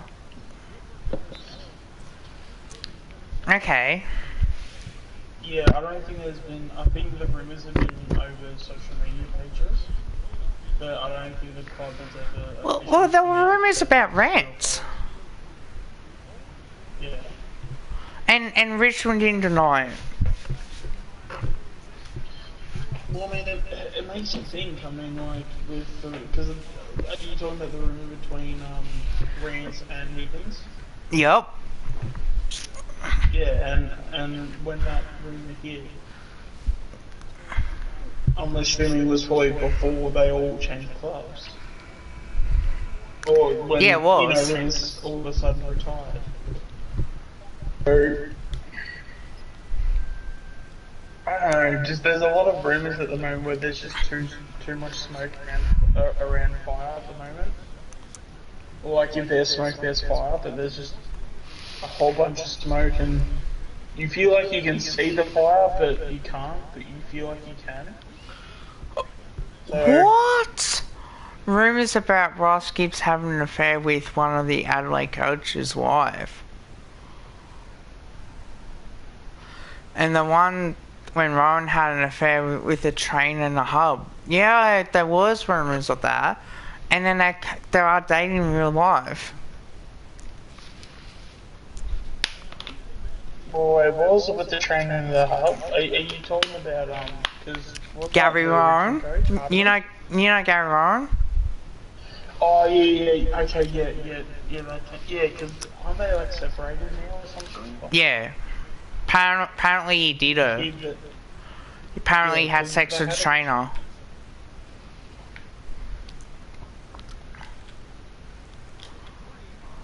yeah, because Rowan had a kid, but they also had a miscarriage as well, I think as well.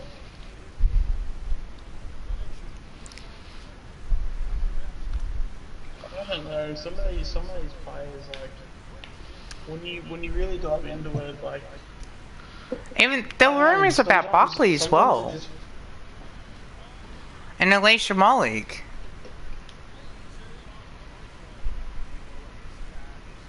yeah, it's one of those things where you can definitely go down a rabbit hole and assume all these things that are true. Tell you what though, it's a dangerous place to think. I mean, Damien Hardwick and Yeah, well, not dangerous, but like, I guess, because you're not going to be positive from hearing about all this stuff. Um, there were a lot of well, rumors going well, around. I'll tell you that well, much. apparently, when the news came out that Bucks had separated, apparently they had been separated by 12 months. So,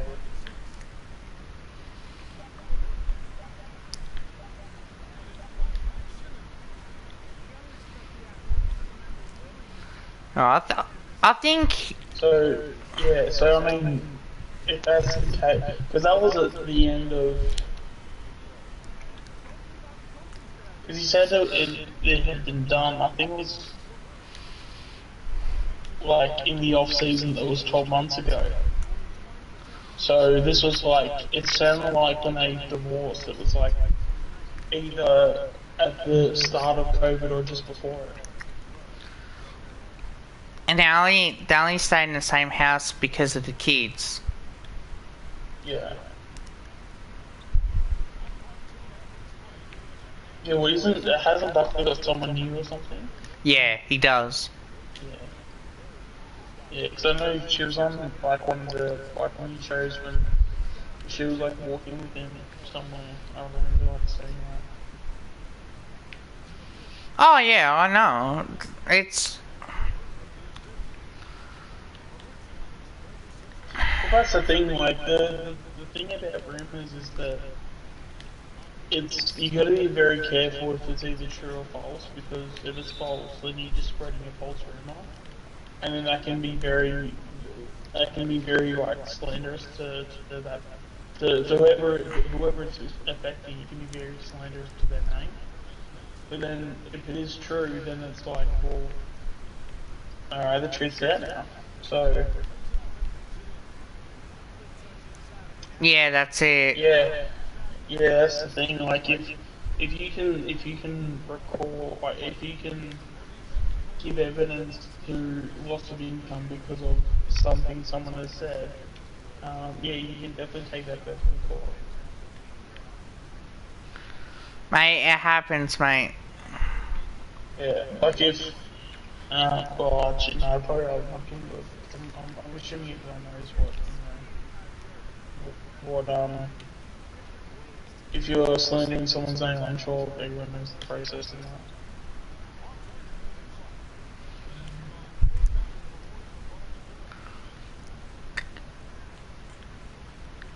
G'day, Yeah, Grass. obviously, it would be, um, I mean, at the end of the day, you just hope that whoever's in the club is, that they are good people, but at the end of the day too, sometimes it's so hard to know, because you just don't know. I'm very big on as well. I don't know about you. I'm very big on if there's a rumor, come out, either say it's true and it's not true. Don't have to go in specific details, but just come out and say, "No, that's completely false," or "No, that's actually true. That did happen." You don't But have it to kind go. of depends. But it also kind of depends on like where it's coming from too, because if some random say post on Twitter saying saying such and such had an affair with such and such. If there's just one person on Twitter, then I don't think they should clarify that because it's probably just some idiot trying to get clicks or trying to get a bit of clout and fame from it.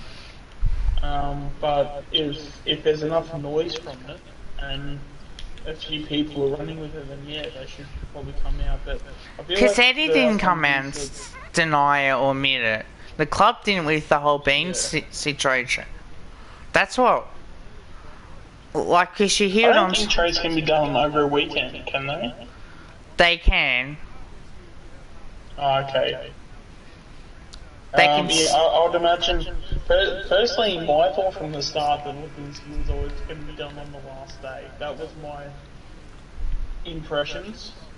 Also, my original thoughts. It still seems like it's going down to that.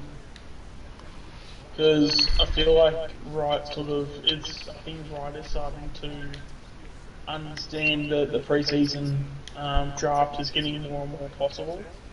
The more days that happen. Um, but in saying that, I think he still says it on trade radio. He's still confident that he'll get a trade done. Um,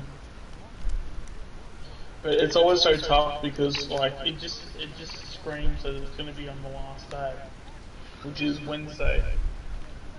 Um, Oh, but I that's it. think with Wright, I'd imagine he'd want to get this done fairly quickly, and he'd rather be if he can do all his work and then head off and do whatever, then I think that's probably what he'd rather do.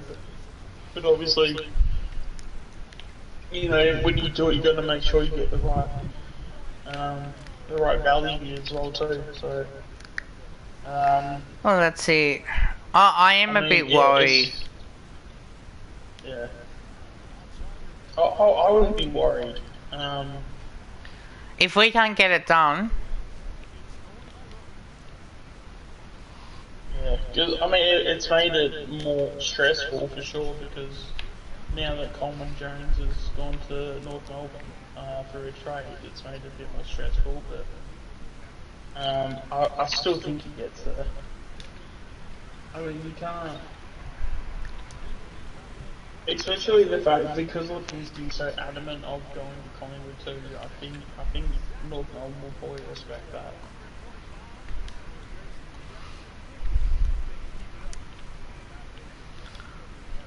oh jeez, if that happen.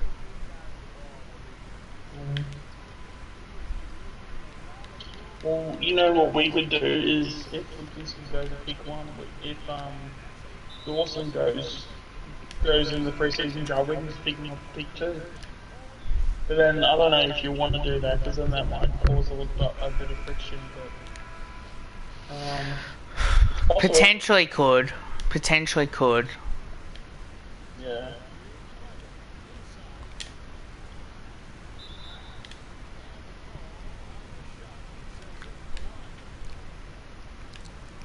Because haven't we already like we hadn't signed it yet, but haven't we already given?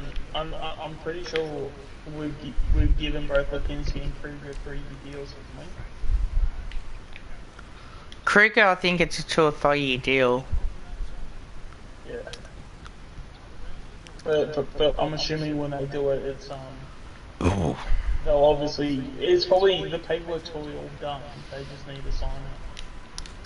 So it's probably all the information's on paper. It's just not signed by the player himself. Or for No. Lipinski at least. I might do the research Yeah. as well before I do that video too, I think. Just because, like, if... Yeah.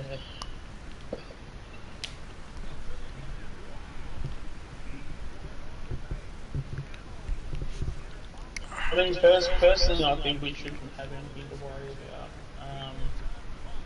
Again, North will probably make us sweat, but I think that's probably about as far as it goes.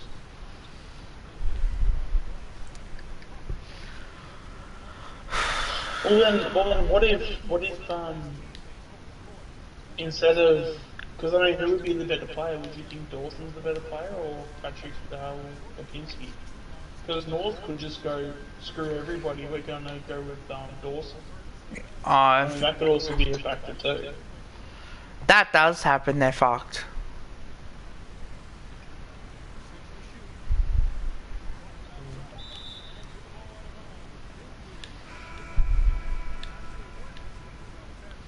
Because if you're North and you have to pick either Lipinski or Dawson, as much as I like Lipinski, but I think you'd go Dawson over Lipinski, wouldn't you?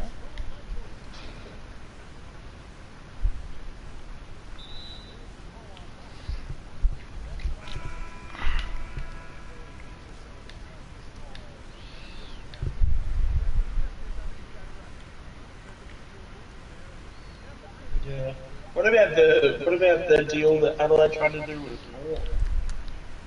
Like North should have taken it in a heartbeat. Oh, they like, should have. Yeah. especially as well, like you've got Jason Horn, who's originally from South Australia. There's every chance that, in say 3 or 4 years' time, he develops and he's ready to go. If he goes, oh, I'm homesick, I want to go to South Australia, then that's your number one pick gone. Yeah, And that's then it. at least if then Adelaide gets it, at least he stays at Adelaide. But you take out the chance of him, of him being homesick. But then if he's going to be in Adelaide, he's not going to be homesick because he's already home. And then on top of that, you get 3 first-round draft picks. So whether they already have one already or not, I'm not. Well, yeah, first round pick one, isn't it?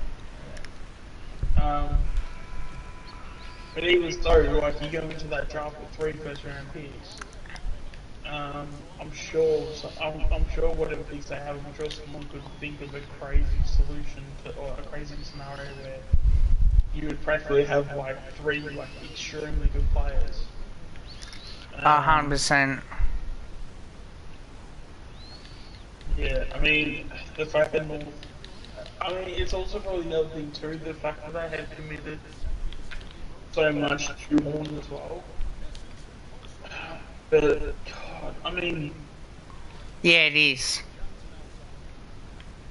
yeah, you just got as much as you wanna hold your word, and as much as you want to make sure like you're doing the right thing, and you're not like deceiving or like doing the wrong thing. But surely there's like some understanding.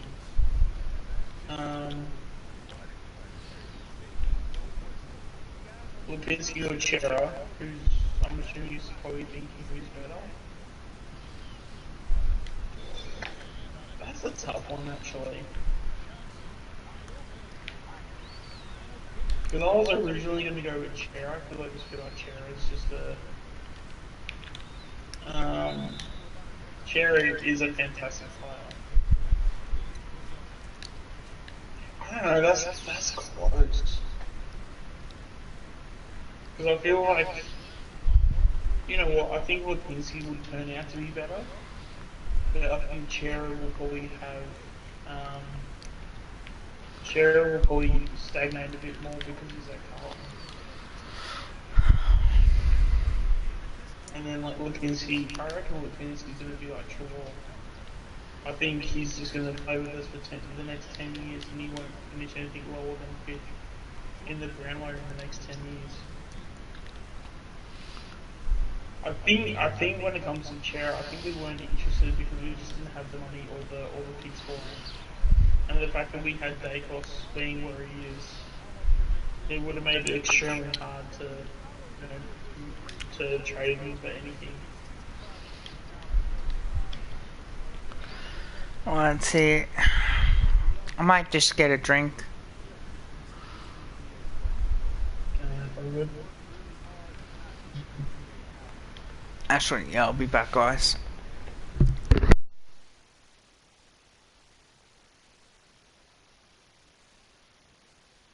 Yeah, I personally, when it comes to Lipinski, I see a lot of like Trelaw in his game. The fact that he's able to be very aggressive when he has the ball is something that we've definitely lacked in the midfield. Um, I mean, Jack Steele's probably what more famous for his tackling. I mean, I could see Lipinski doing that, but I think his running carry is probably his best.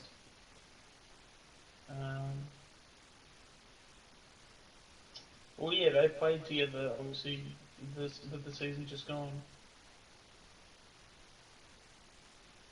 Well, yeah, potentially that would have been their midfield if Eddie didn't screw up the whole beam situation. So, if there's anyone to blame there you go. Eddie's the one to blame for that.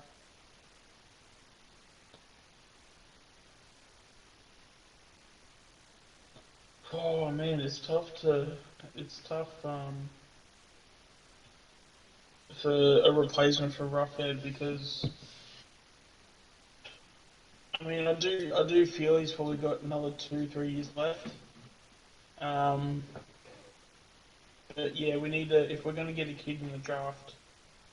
That was actually one of the things I did hear was that after Dacos and Dib, that was the next type of player that we were going to go after in the draft was a key back. So you would assume that if we're going to get a key back, it'd be similar to Roughhead. So when Roughhead goes, we've got someone to back him up.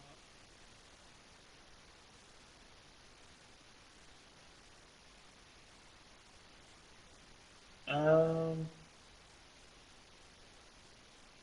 well, yeah. I mean, if Eddie didn't screw up when he did with beams, we definitely would have had a whole different scenario. And yeah, guys like Stevenson and Trelaw definitely would have stayed. Flip as well would have stayed. And yeah, we'd also probably be getting in someone like a Lipinski as well. So, um, and then on top of it too, if we had managed to, yeah, not go through that salary cap, we could have also gone after Cherry as well. I mean, all of it's like wishful thinking, and hindsight is 2020. But at the very least, we could have been a lot more prepared for it than we currently were. Um, yeah, again, we could have got Ben Brown as well. But I think the fact that we had the whole beam situation, and the fact that that happened, and in the way that it happened, ended up getting Eddie out of there. So I think, in a sense, you can say that we could have had this awesome team, but we also would have had this awesome team with also Buck still coaching, and I think having Bucks go now and getting McRae in, we're going to realise how good of a coach Fly is, and we're just going to realise how how much Buckley needed more to develop as a coach. Um,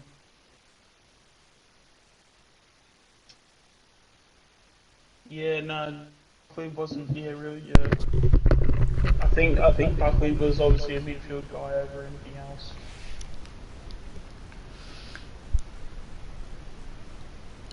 Yeah, I mean, he probably deserved 2018 because I mean, like, in terms of what he's given to the game, like, he definitely deserved the grand final. Or he definitely deserved to win one because he didn't win one as a player, and yeah, 2018 was probably his year, but Maynard was blocked. I'll just say that.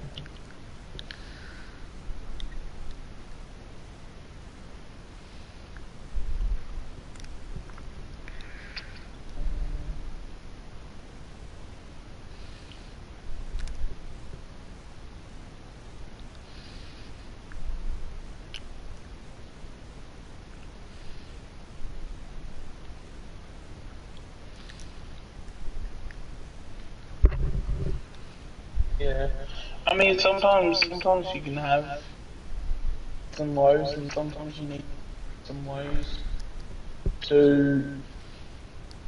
And I feel maybe we have to, then get guys like Graham Rotten into the club, or um, to do what he's done, and then to have Paul Akiria back him, and to have and then with Fly being coached, then brought in Lepper and Bolton, like it's. I mean, we obviously can't take back with every move that's been happening over the last few years, but I think now, because of everything that's happened, we're definitely going to be better for the future now.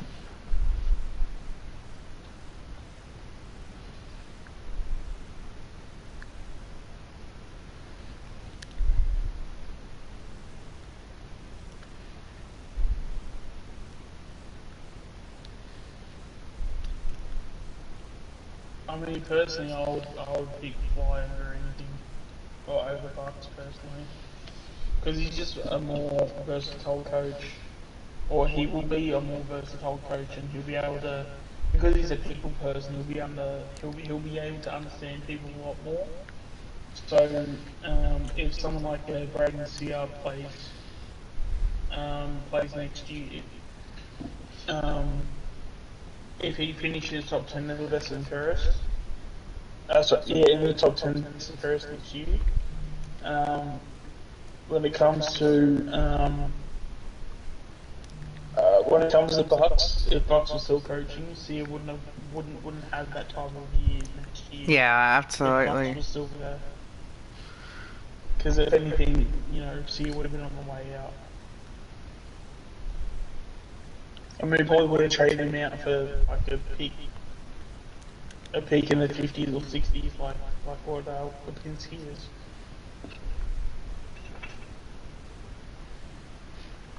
Yeah, he opens up about his brutal addition battle as he walks away. It's trying to figure out. Yeah, so you had. So Dane Beans open up about his difficult battle from awful gambling and prescription drug addictions as he exited his game from the game.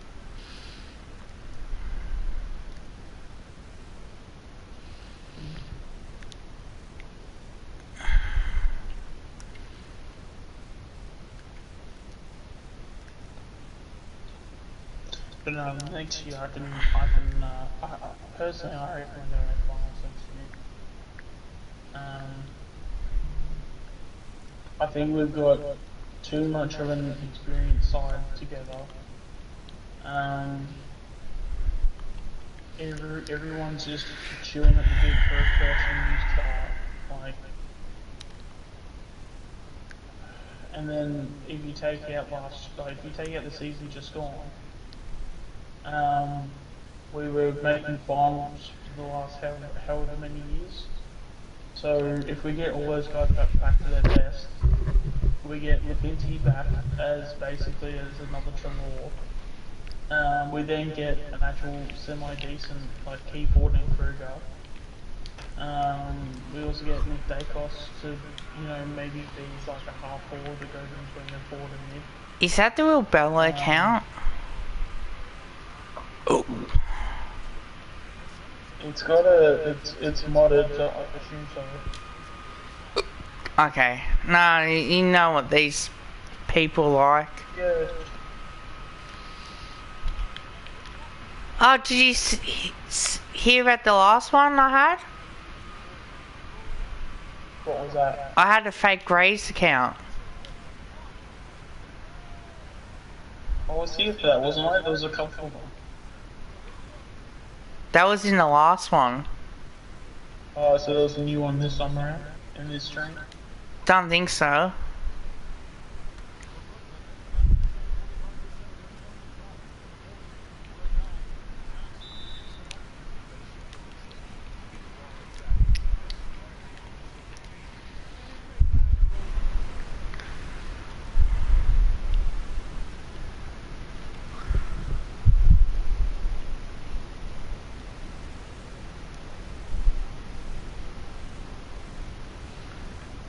What, in this one or the other one? Oh, it was just,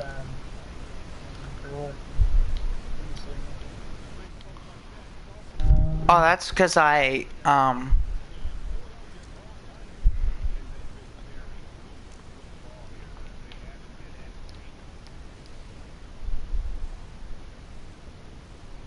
yeah, all I'll say is with Dacos, Nick Dacos will be a very, very good player for a very, very long time in the college football club. yeah, definitely will be.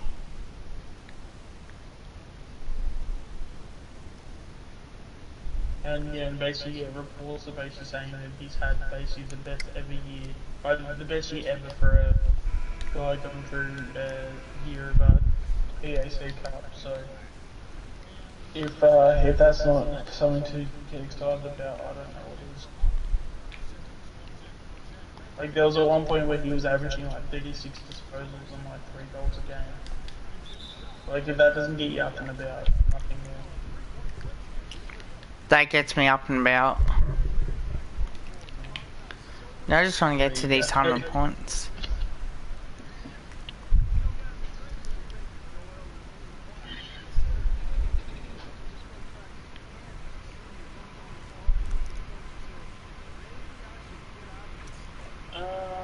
Yeah, pretty much, Tom. I'd rather probably,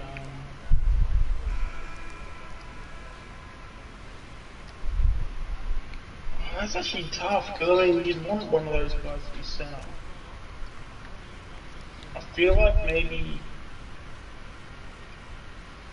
you'd have Finlay McRae as centre, and then Bianco's.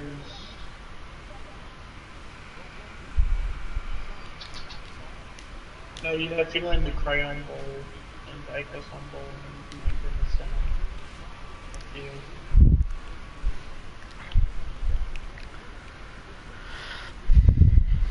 Well, I've got more likes than dislikes on this stream as well. Yeah. Also, guys, please like the stream if you haven't. I appreciate that. Just helps out the channel a lot more. I will say this in terms of a midfield or two, don't sleep on Poulter and Bow. I don't know if anyone heard me when I did say it, probably about a few weeks ago. I do genuinely feel that Bow and Poulter are going to be the next Swan and Pendlebury, so Yeah. I can definitely see Bow building up a tank in about 3 years' time, have about 4 years in the system, build up a bit of a, build up a massive engine, and just doing exactly what Dane Swan did. And then with Poulter, I can definitely see him be like Pendlebury.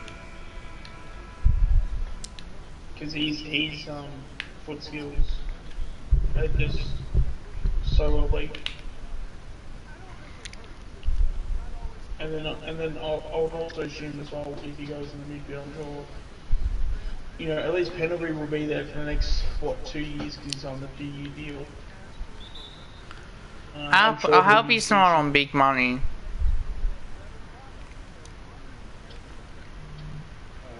Well, I don't know. It would be hard to know. I mean, like, yeah, it would be hard to know. But I mean, I'd imagine he'd be, you know, pretty reasonable with what he would ask for. And I think as well too, because Eddie's not in the club anymore. I'm pretty sure that they would have obviously learned from Eddie's mistakes and sort of you know, knowing that okay, let's not like give mandates on like when things should be done, sort of thing, or like how things should be done. Well, that's it. No, actually, Tom, I actually reckon the goalie needs to be a full-time mid next year, to be honest, because we've just got too many guys that'll be in the forward line that are forwards. So we don't Yeah, need to go in there. He'll probably rest forward every now and then. He'll probably just play similar to how Dusty plays. But how Dusty will play in the midfield and then he'll rest up forward. I can see him doing that. But I'd be shocked if he's in the forward line for more than 20% of game time next year.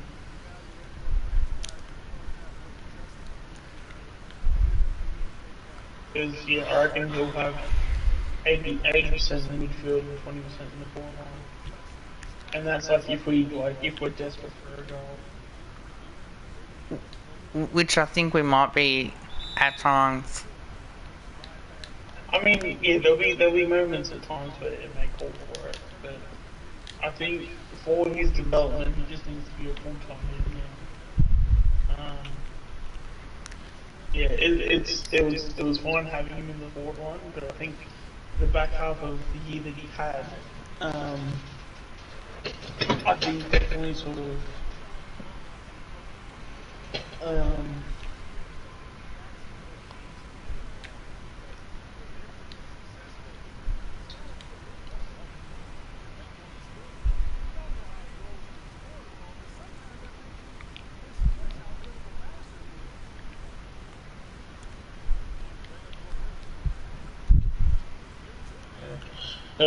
but no. So with like the going and stuff, like yeah, I reckon he'll be turning it around very soon.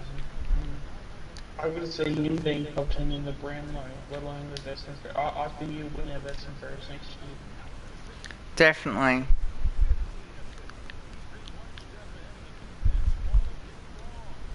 Well, I think with Ben Brown, like Ben Brown only plays, he doesn't go out any further than like 40 metres from goal, and that's just his role.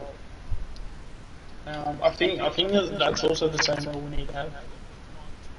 You know, someone like, oh, I mean, he's probably not going to be playing many senior games, but that's what we should have done with someone like Coxie. Is when it comes to you know being on the ground, you stay in that goal square. And yes, you can lead out and all that stuff. It's great, but don't go anything further than 40 meters out. And that's what they should have done, but they didn't.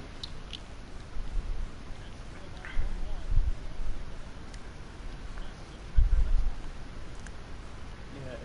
But then it's also, I guess, the delivery from the midfields too. I mean, Melbourne's midfield are, you know, pretty damn good. So if you can have a decent midfield to key to your advantage, as a forward, it makes your job so much more easier to you know get things done.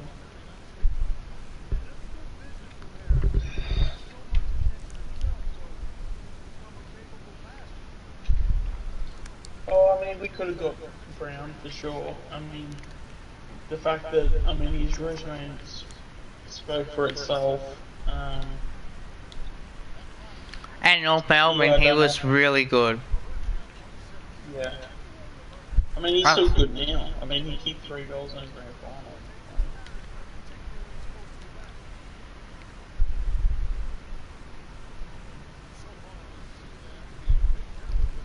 Yep, Yeah, we but could have got better right too. That he only went for like a third round pick, so. Um, I think there were issues with him too in the finals. What, with Peter Wright? Yeah. Well, wasn't there like there was a story on him about what was it like? Apparently, like mentally, he was so scarred from the Gold Coast that like he needed like special help or something, or like he needed like extra therapy sessions or something. Probably. Because it like took him a while to come to terms with like how everything was for him. Because like Gold Coast just like they just chucked him out like as if he was nothing. Like he didn't play any games, and he was coming off like years where he was playing very well for himself. Like it was very weird. I mean, I wouldn't be surprised if there's a rumor out there that he's like done something to upset the coach or players or whoever.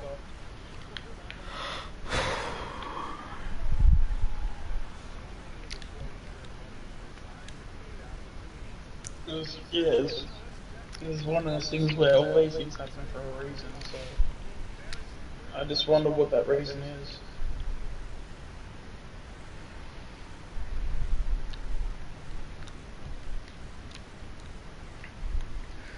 Yeah, well, that's it. Like, it's...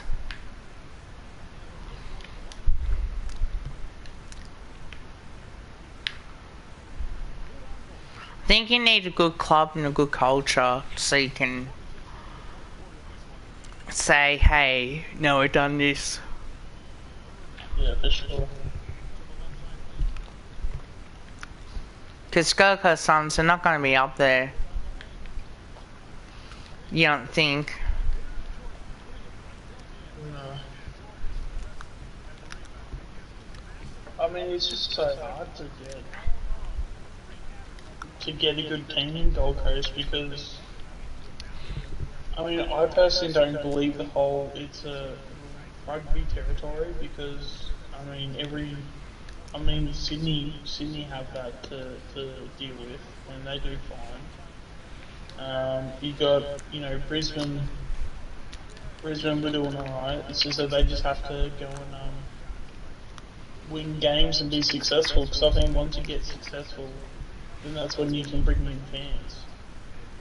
You know, and no bandwagon fan's going to turn up to a team that's only going to win like 4 games a year, or however many games they win each year.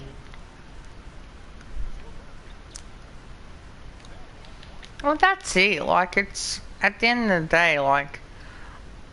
We're always going to have huge numbers at games. Like, we're going to have huge membership numbers. We're going to have, like, 70,000, 80,000.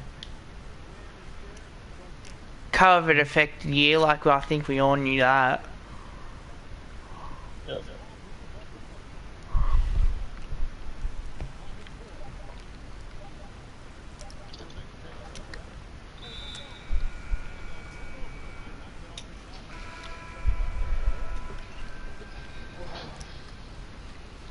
You know, so I think it's...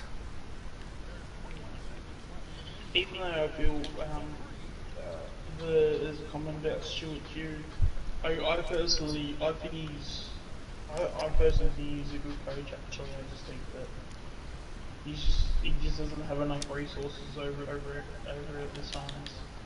But then in saying that too, I reckon he'll make way for Clarkson next year.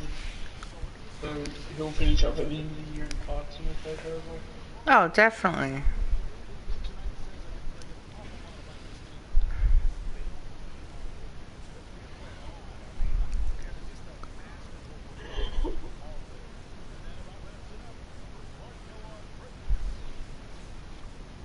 Actually, just speaking of coaches, do we have all of our coaches all signed up?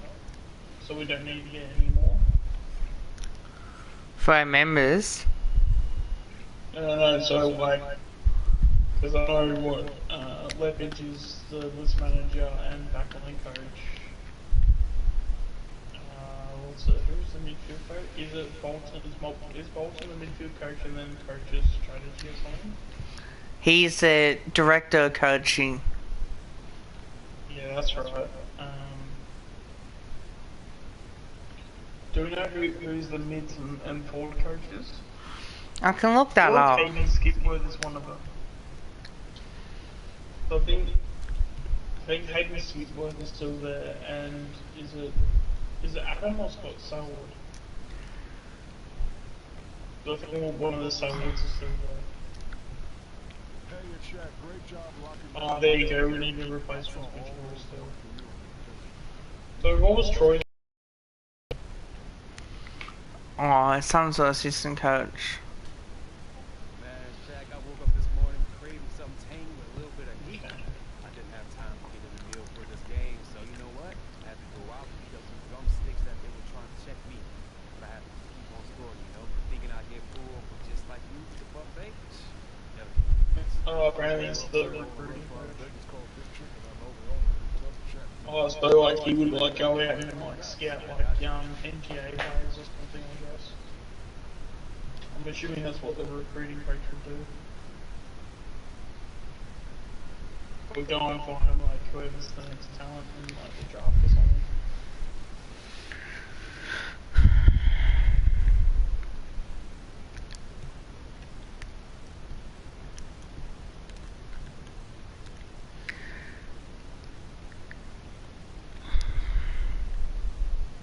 I heard this all season doesn't feel long as hell though. Like, I really want footy to come back. I know, right? Fucking hell, it's been too long. I just have this feeling that like it's just a really long way around. And like we're just like and like we've just had the mid-season draft and like all ready to go and ready for a big second half. That's basically what I feel like right now. They got here Matthew Boyd and Brenton Sanderson, but I know that Boyd's at Fremantle now. He went with who's the coach on the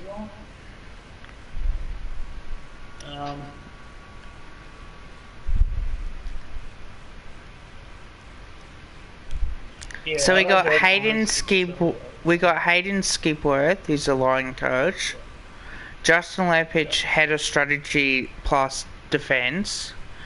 Brendan Bolton, director of coaching. That's 3 coaches we know. So who's the midfield coach and forward coach? Oh, I don't know. It could be Hayden Skipworth, maybe. Who knows? They haven't really said anything yet.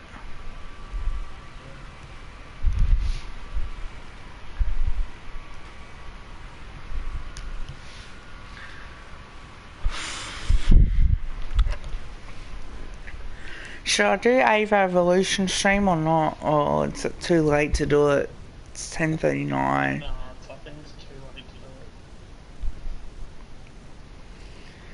Because by the time you set it up, it'll be like 11 o'clock, so you might just squeeze in an hour. Personally, I wouldn't think that would be worth it.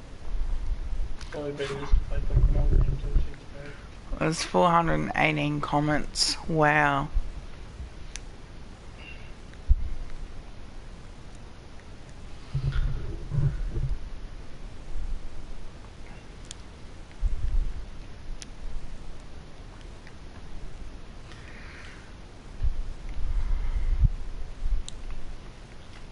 Well, 119 now with Ella just making that comment just there. Thank you. Excuse me.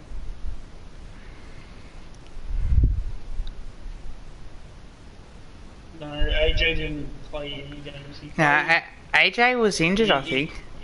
yeah, he had another finger injury, remember? It was either a finger or a hand injury. He did play like a VFL sort of like scratch match sort of thing. I think he played the last two of those. I They gave him a were. rating nothing because I don't know. I rate him. I reckon he's gonna be one of those guys where he's gonna surprise a lot of people, and he's basically exactly like Checkers, but with a bit more. Can you believe this? What's that? 92 views in AFO Evolution 2, streamed 23 hours ago.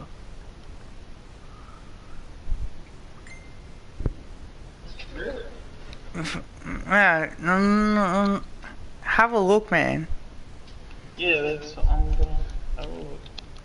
Oh, yeah, that's good then though.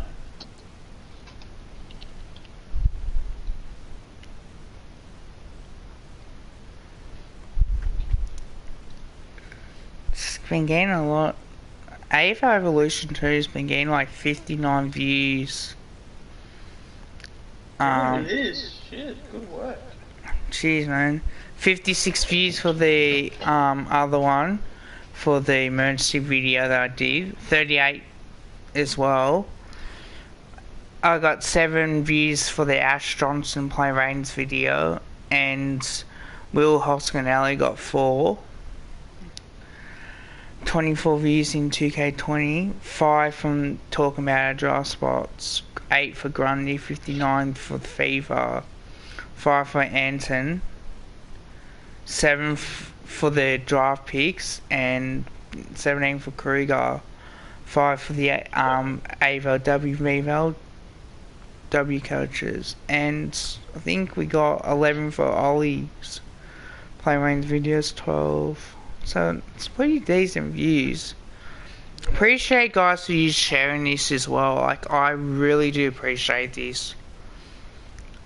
Please share all my videos out there to your social medias. If you got Twitter, if you got Instagram, please share this link. Share our videos. It means something. On top of that, 425 comments. That's amazing. You guys have been so good as well. Holy shit, I completely forgot about that. Yeah, I remember. Fell off the face of the earth, didn't he? Who? Ken McCarthy? McCarthy. Yeah. Like, he went from being like looking like a very promising player to just falling off the face of the earth. Like, now it's like, yeah, like, I genuinely, like, when I first saw that, I was, oh shit, he actually existed. Like,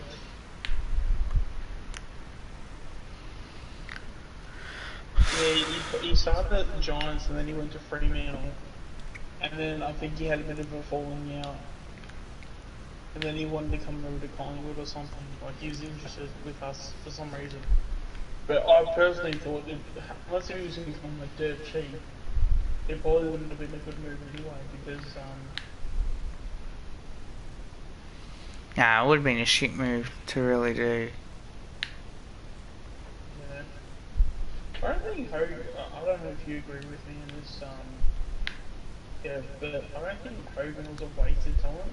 No, I don't think Definitely so. underachieved, but I don't think he was a wasted talent. Because I still think he was very serviceable. Especially he had a couple of Melbourne years where he was very good. Injuries I don't think did. he was a wasted talent. Injuries did hurt him a bit as well. Yeah. And he also went through like testicular cancer as well too. Yeah.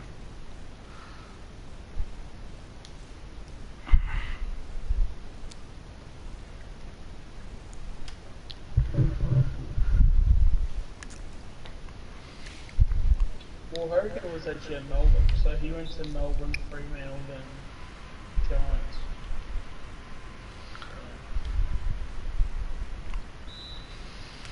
And he was very good at Melbourne too. Yeah, he was.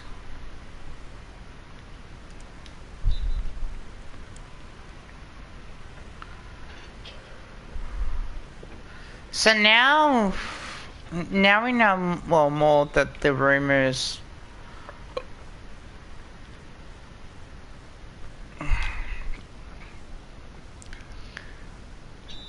I probably might bring him up anyway, because he admitted that he had gambling debts.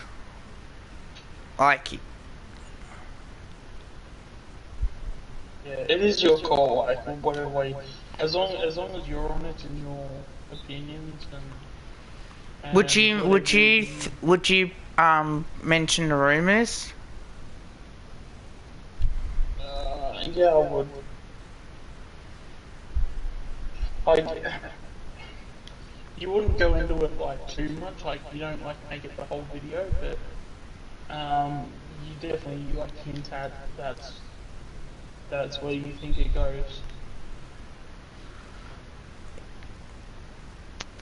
Because there's no, like, there was a lot of rumors going around, and it hasn't been admitted or not, and oh look, I probably will cop it. Don't get me wrong. I know I'm gonna cop that. Yeah, that's fine. Like, But also in saying that too, I mean, if you're gonna be copping it, you're gonna be copping it from casual fans that don't know like what's actually going on. So that's where I could probably see you maybe copying it, because if you're gonna be, talking Eddie down and things like that, they'll be like, oh no, don't talk about Eddie like that. I like Eddie. But obviously that's going to be a casual fan that'll say that doesn't know what's actually going on. well, I love But, Eddie and I love Beamsy too. Like, I rate Beamsy as a player, but in hindsight now, it's a bad move. It's unfortunately it shut the bed with us. Like, and I'm not going to go into the whole mental health thing. I think that would be bad for me, because knowing that I suffer that myself. Yeah. But I think,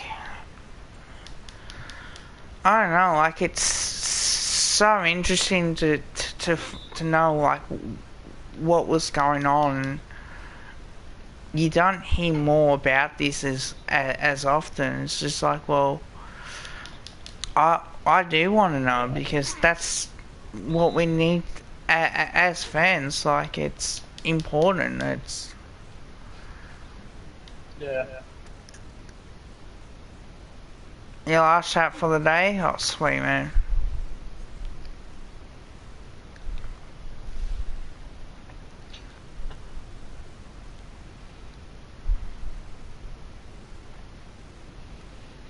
I always talk about Lipinski. I'm more than happy to, mate.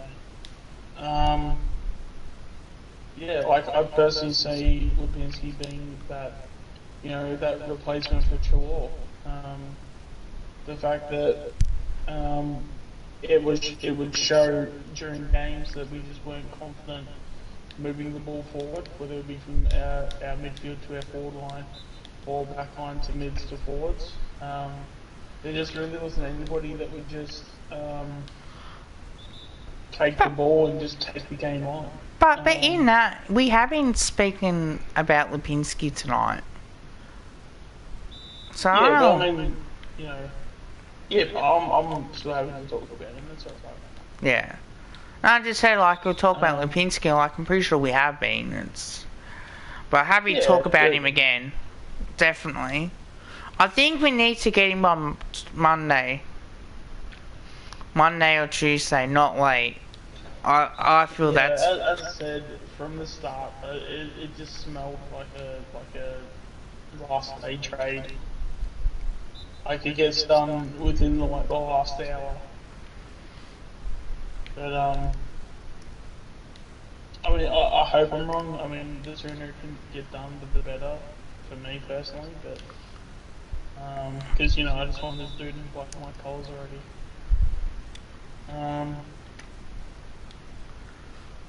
Yeah, But, same here. obviously we need to make sure that we get the right deal and.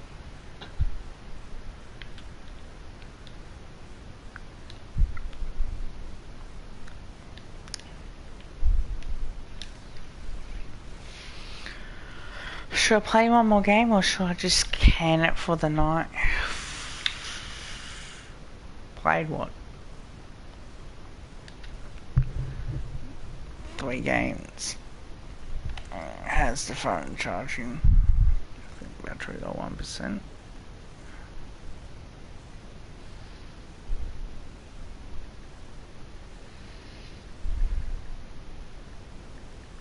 The games are too long. I don't reckon they're too long at all. Well, I do have What 12-minute quarters. Oh, is he talking about the NBA games? Are you talking about the NBA games? I would not be able to score 100 if that was the case.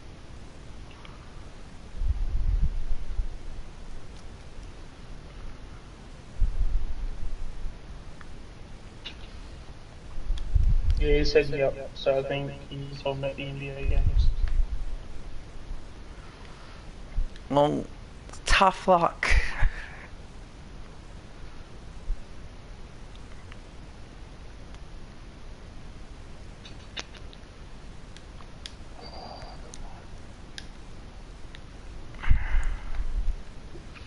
But that's how I can get more content out of it.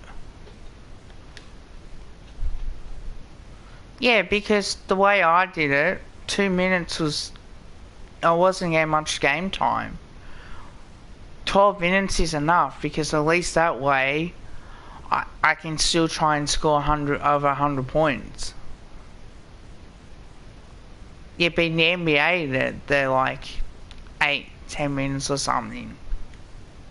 NBA quarters are 12. Yeah. So...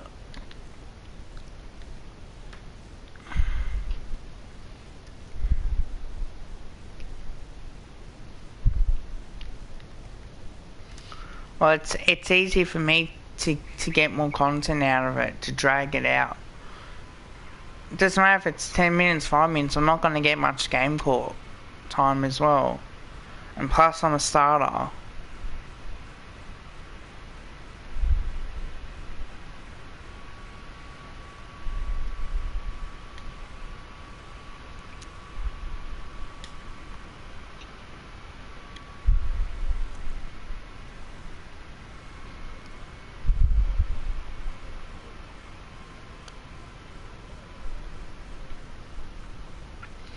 Yeah.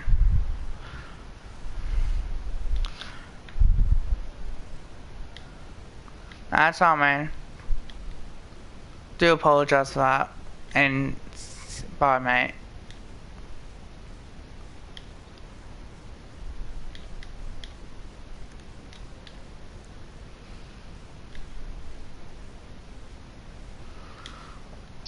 Yeah, I mean, as I said, like, for me, as long as we can, like, it doesn't really matter like, when we get him. But as I said, like, it's just this trade always felt like a last minute trade. Like it gets done, but it gets done within the last hour. But I hope I'm wrong, but I don't think I am.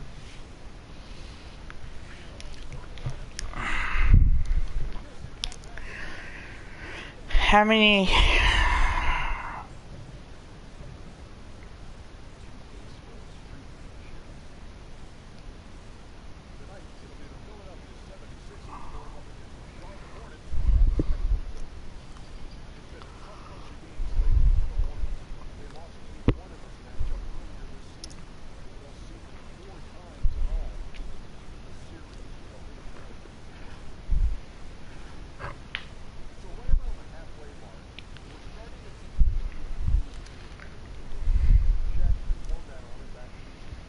Yeah, I know.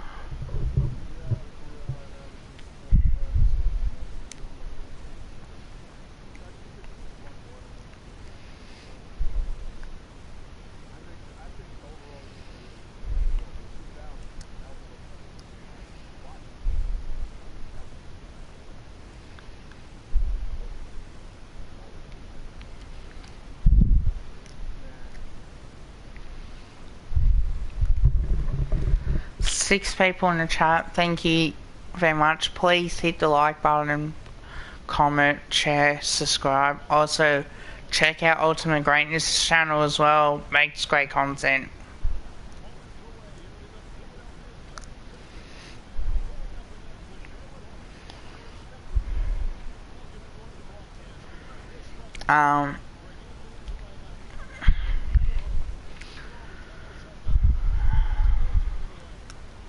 I gotta do stuff tomorrow too. Actually, I did hear that too as well, Tom. So, no, it seems like he's very happy that he's gonna make his way to Collingwood, and yeah, the feeling's mutual from at least my point of view for sure. Oh, for sure.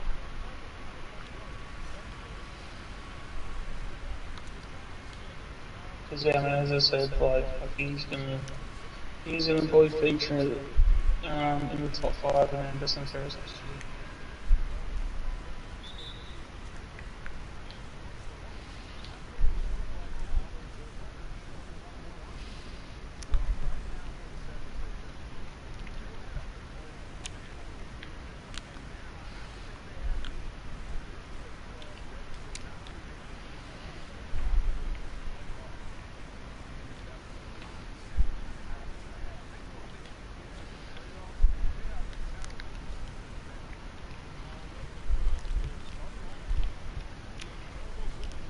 That's what I think as well.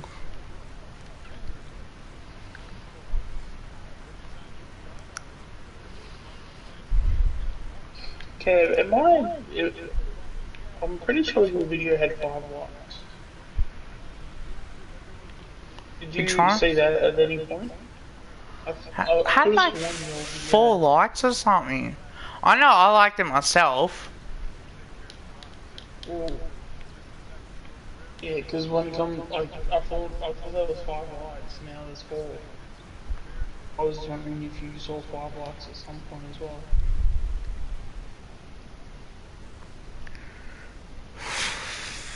It's weird.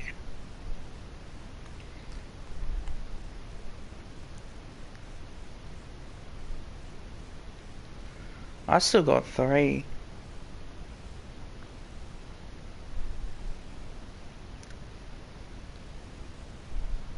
We've also got 6 people in the chat too.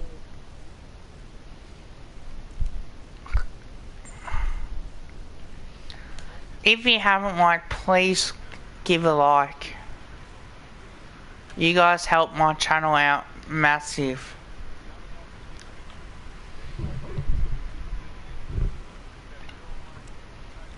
Well, I have been telling them, yeah, can you please like as well?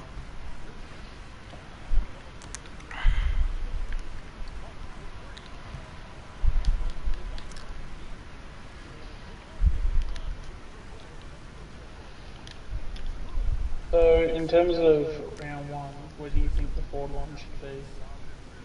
In terms of like certain players? Kruger, Elliott, Mychek,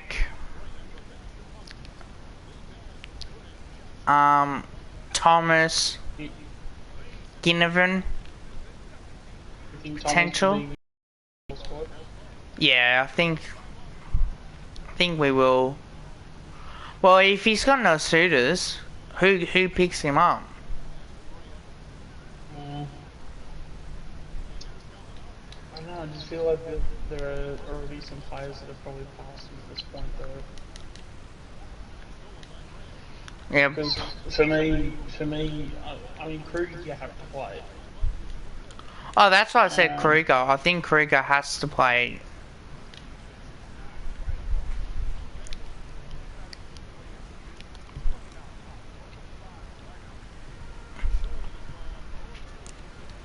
Yeah, so you'd have Kruger and Mychek.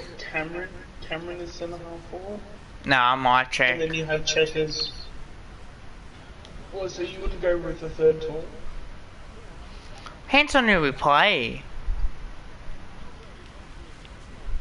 You know what I mean? Like it's. Yeah.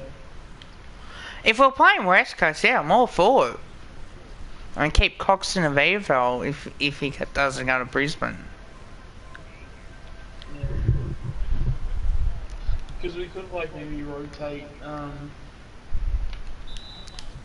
maybe Cameron and like AJ or something like that. So if we want to go a bit more smaller, we go AJ. But if we want to go tall, we go Cameron. Phone's flat.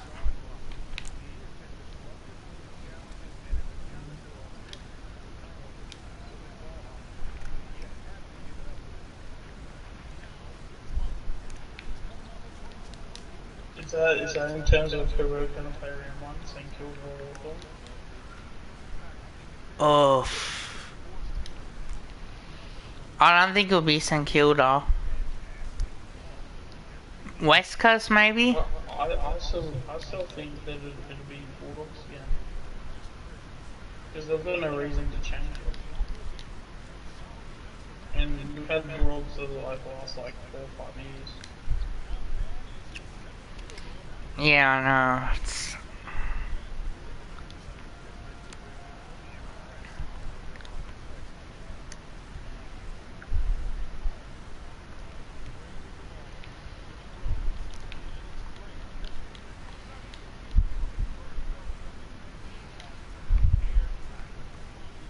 Do they normally do dogs? Do they normally do grand final replays in round one though? They sometimes do.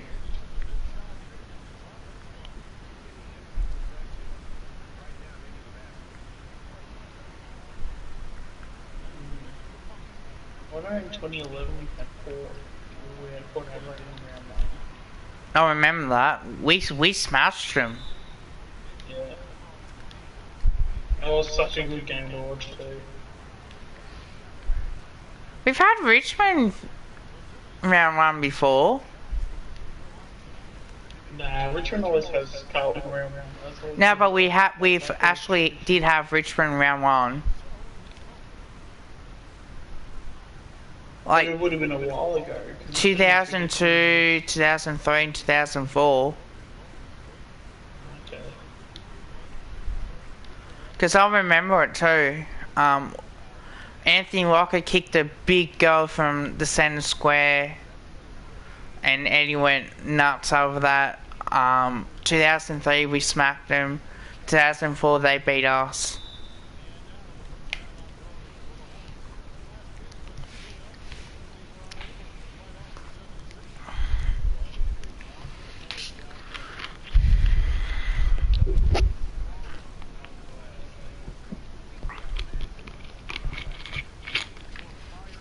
I need to watch some more Colin.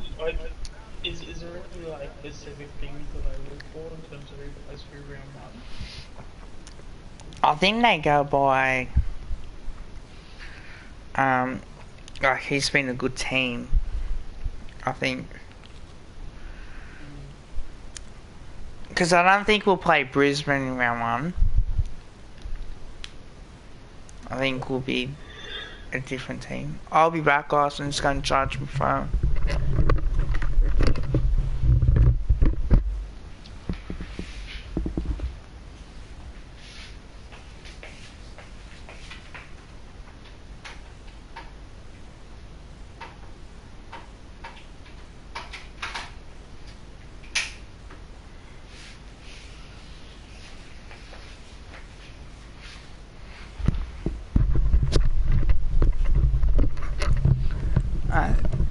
I'm back.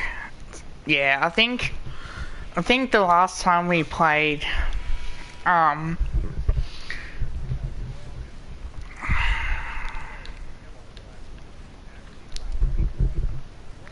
we could play we've played Fremantle round one.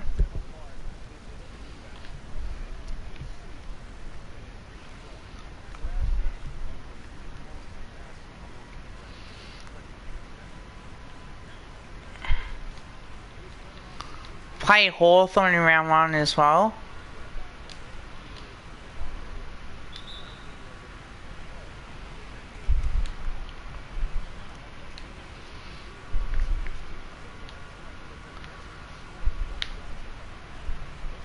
Yeah, let's see Hawthorn, be alright.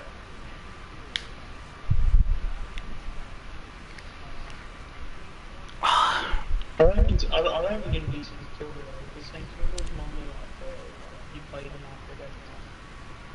They're in like the round three or four. Even if we play Sydney round one, we've done that before. No, yeah, we have played Sydney. Yeah, we done that in 20. Was Trevor's first year, I think it was. Yeah. 2016. That was when Swanee got injured, and then Mark Robinson had that bullshit. Yeah, that's right. Well, so All these people with all drugs, and the only team he added was Collingwood. even if we played Geelong round one, like 2019 was the last time we did that.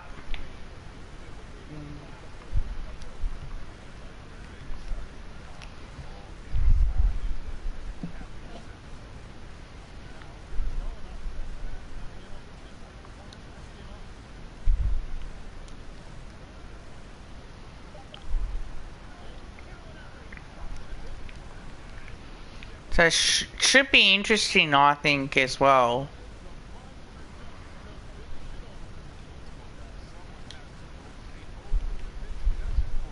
Oh, I had someone have a, like I had someone had a go at me on Facebook, and I've been getting some notifications that apparently it might come back to the guy that was giving me a bit of crap. And the post that I replied back to actually got a fair few likes of it. There's this dude that posting on the Collingwood fan group page, and it was just saying, "Oh, why are we paying $100 million? He's terrible. You know, let's get rid of him." Something along those lines. So I went in there with a comment just saying like, it's alright, just chill. Grundy will be fine. We'll get him back to his best, and he'll be an All-Australian. Just watch. I think we will. And then some dude tried to have a go at my surname, basically saying, "Oh, is that your real surname?" I'm like, "Yeah." Like, "Oh, well, it should be called, it should be named, your last name should be delusional after your comment." So basically, saying that my comment was delusional. And this is coming from a guy that has the last name of us, Sultana. So what nickname did he say? What last name he said that you should have? Delusional. He said Delusional. Yeah, delusional after your comment. And I just replied back saying, says the guy that has his last name, named after dried fruit. Because his last name was Sultana. Yeah, I think the same thing. What Collingwood page is it on?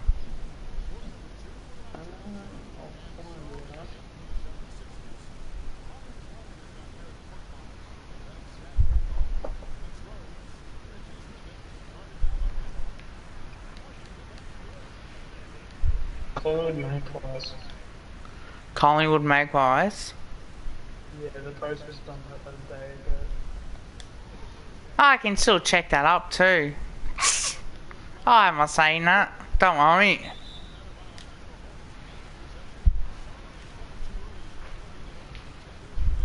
Did you do it? Do what? Write the post, or did someone complain about Grundy? Yeah, no, I wrote the post, and then someone just he tried to be a bit cheeky and thought he could get away with the smart ass comment, and turns out that he got burnt pretty badly on the way back.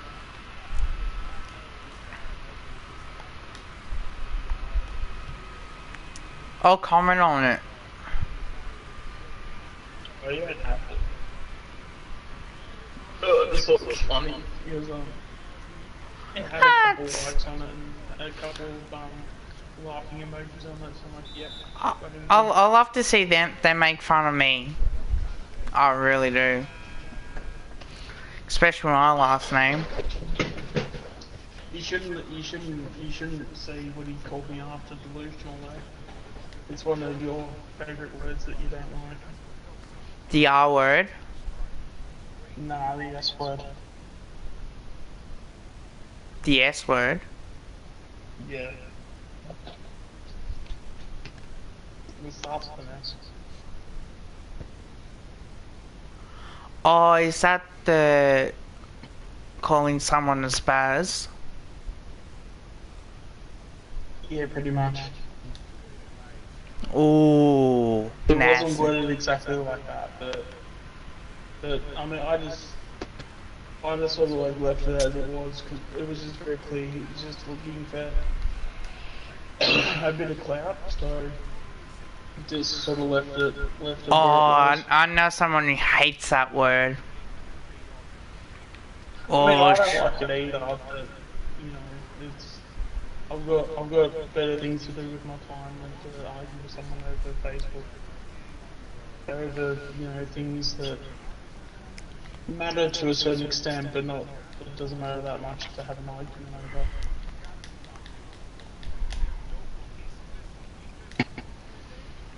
ooh, I would lose that.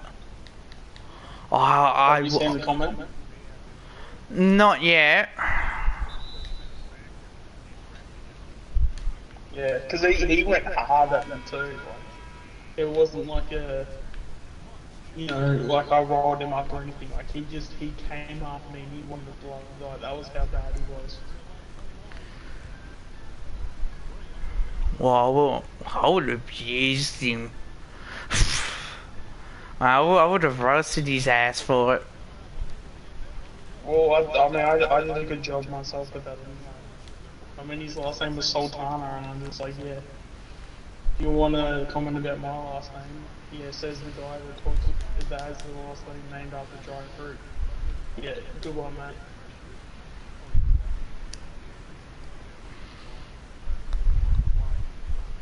There's, you know, the sultanas that are like the Yeah, the food cafe one. that you'd have like for like Yeah. morning tea and shit. Yeah.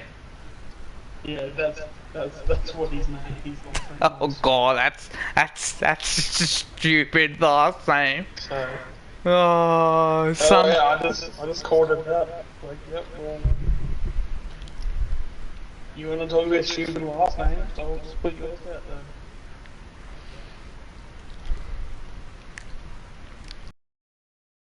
This will be the last game that I'll stream, guys.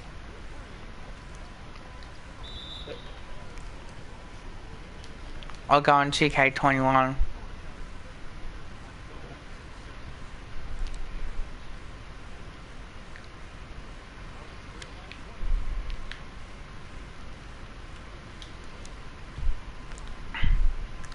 I'll go on 2K.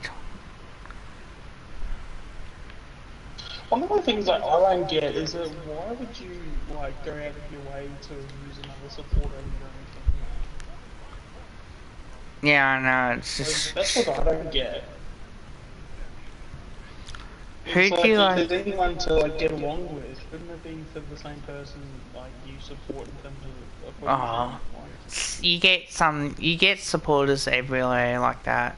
Who do you think who will win the next flag? St Kilda or North Melbourne? Saints. what out of those teams only? Yeah, that's what Devon asked. Um,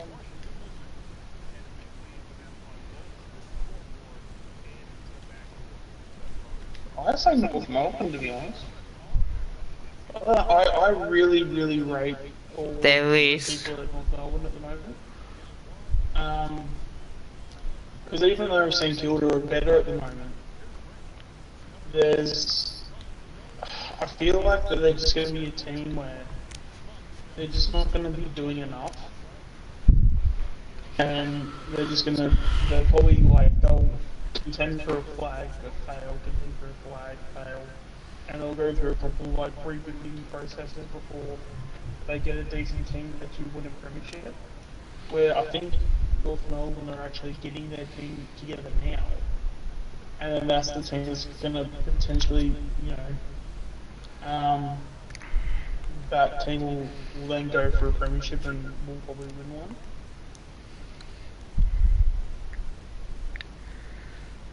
Because I'm with David Noble being like the coach, and I don't know, because some of their moves they've been doing the last like 12 to 24 months, like ever since like Reshaw left, and they've sort of like, I don't know, I feel like internally that once the Reshaw coaching stint was done, they kind of like some of looked these to people building a new one. fucking wankers. Oh, you've seen it? Yep. Yeah. Yeah, like he went like it was like no ifs, ands, or buts. He just went straight for me.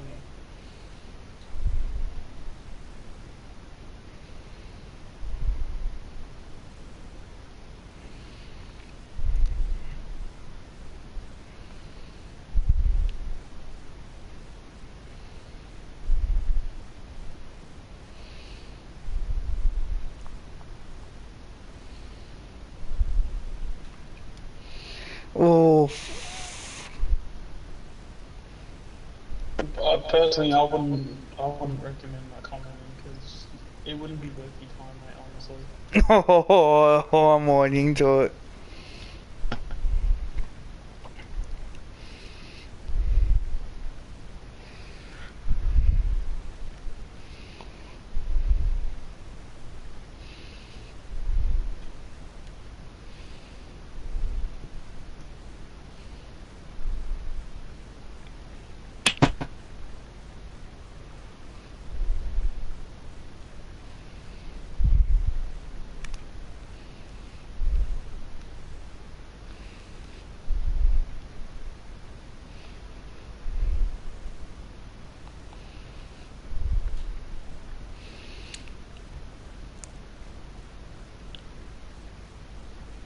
Oh, you're...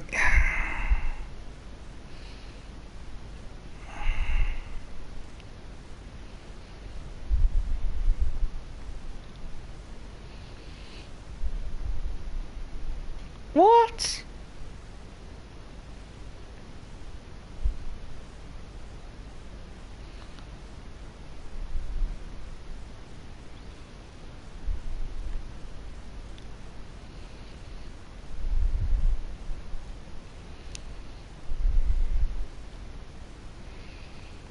Fuck.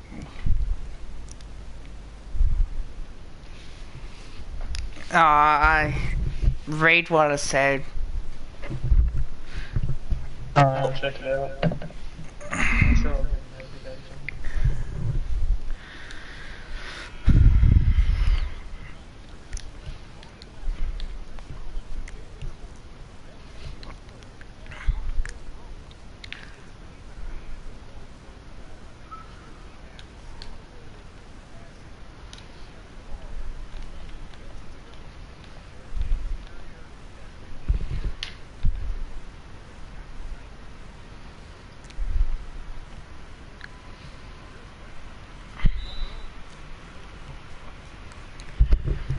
Had the Facebook thing pop up too, and it's just like, yeah, I added, like, I went back on that, my comment's still there.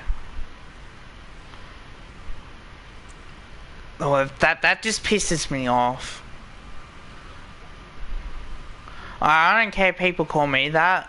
That's just their opinion.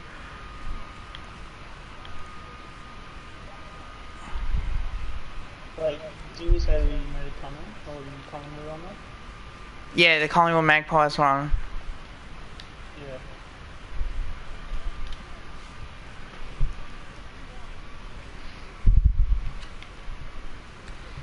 I'll say it.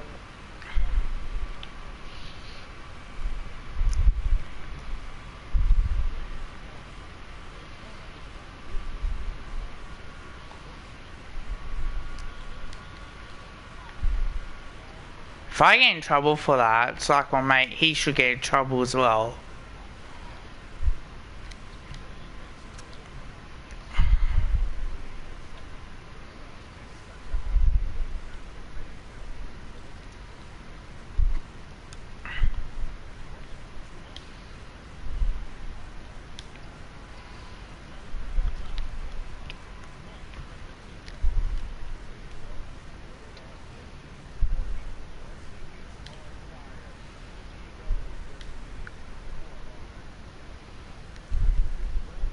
But also as well, even as look at some of the comments, I'm just like, I didn't call me names. No, I just got angry that comment got, that word gets mentioned. Like But is there an actual comment that was made? Because I can't see it. Should be on there.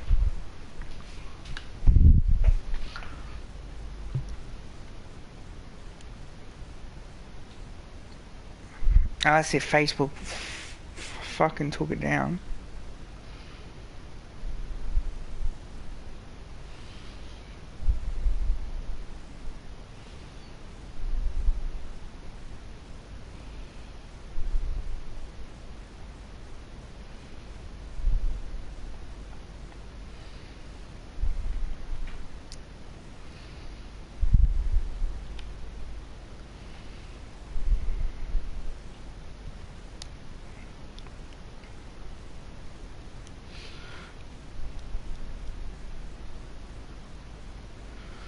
Oh, they fucking did too.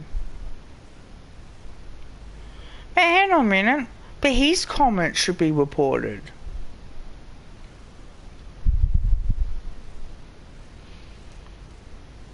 Because that goes against...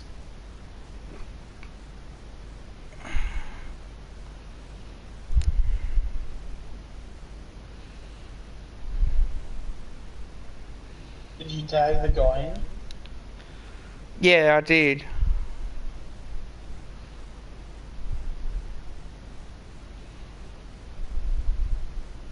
Okay, because he could have flagged it.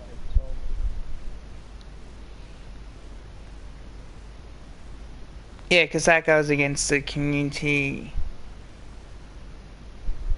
So what did you say?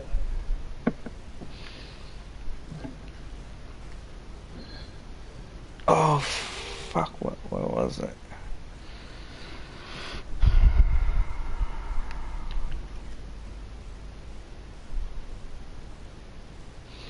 I'll send it to you on Messenger.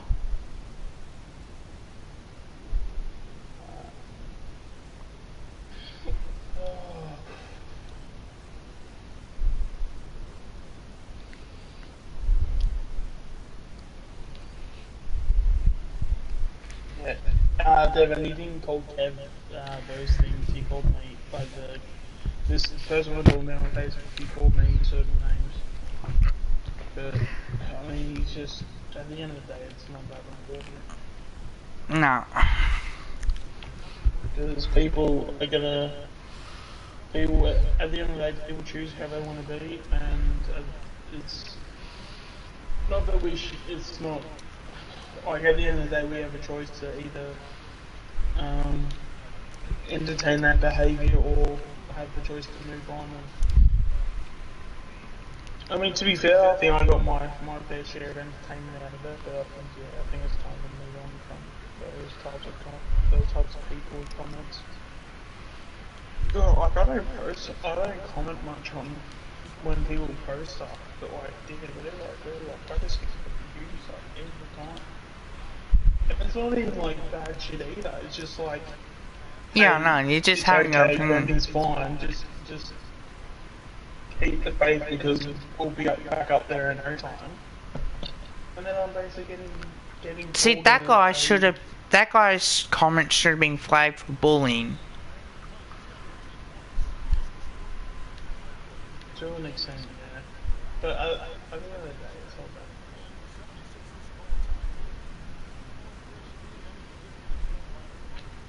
bad. I only brought it up because I just like when I come back to him.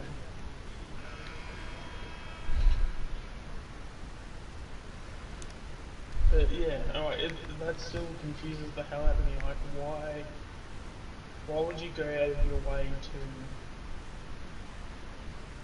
to abuse another supporter that's also only just commenting positive things? Like, that doesn't make any sense to me. Did you see it? Did you get the message? Did you send it on Twitter? No, Messenger. Facebook Messenger.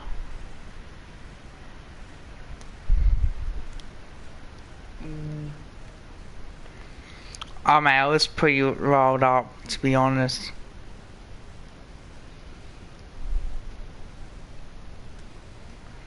No, I don't think I've got it.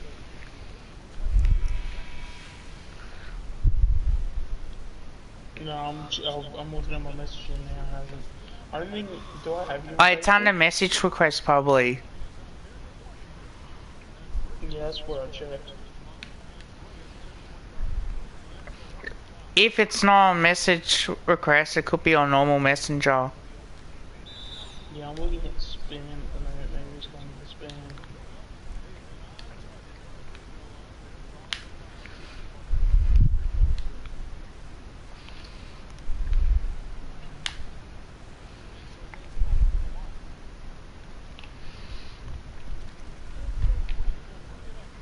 Somehow, I stand up for anyone that's like that, mate. Don't be fucking mean.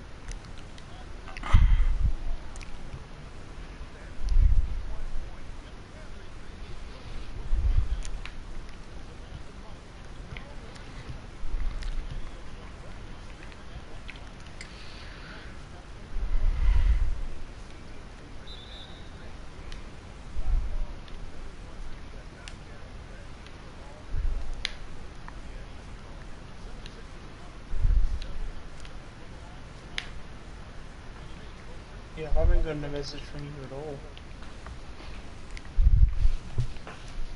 all. Send it to me on Twitter. That's weird, because I... Oh, here we go. Oh, yep.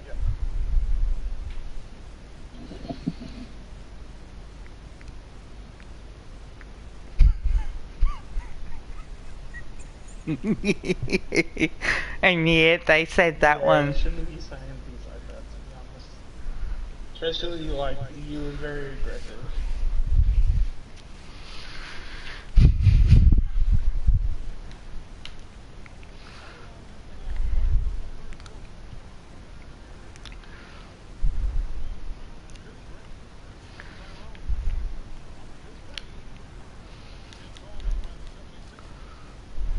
Yeah, no, that's, yeah, something you shouldn't be saying in any comments anyway. I think that was a bit overboard. It wasn't me, man. It was someone else. My comment was probably unnecessary, but I say that about anyone. Like, you know, don't call someone the S word or the R word, because that's very offensive towards disability people. And no, I'm not going to do 24-hour stream.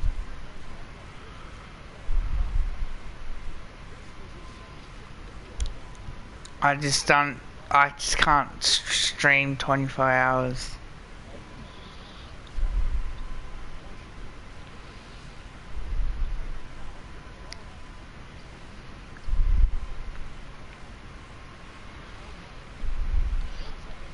Yeah, no, I don't think I could ever do 24 hours. Wouldn't even have the time for 24 hours anyway.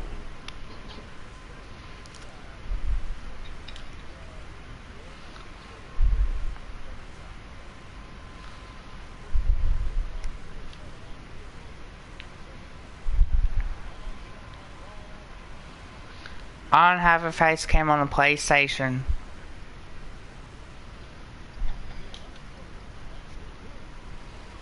You'd be able to see my videos anyway, because it's the same thing. So you guys know what my face will look like. Yeah. Do you have like a computer to like edit videos and stuff, or do you just go strictly off the PlayStation? PlayStation and my phone. Oh, okay. Because I was about to say that, like, you know, if you don't have like a computer, it would help out with like videos and stuff. Because even if you do like recordings and stuff, you could like edit videos to where they can come out more like efficiently. So if you talk about something like a certain topic, if you either ramble on or there's a big like pause in the video, you can like edit that out. If I wasn't living with my folks, it'd be different.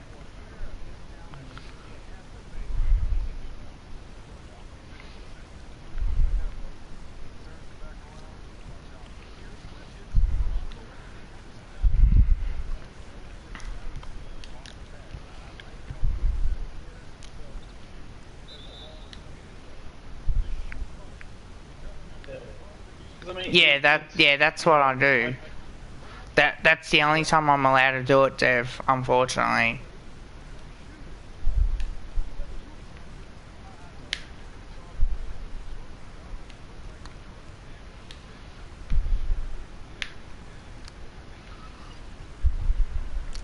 I did one inside when I did the membership thing.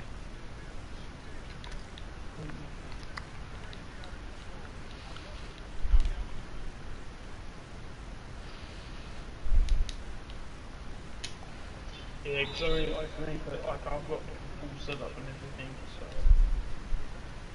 like I've got a computer and all, like capture cards and everything. When these damn capture cards want to work too, because sometimes as you know, Jeff, like sometimes they just want to kick the bucket and they just don't want to work.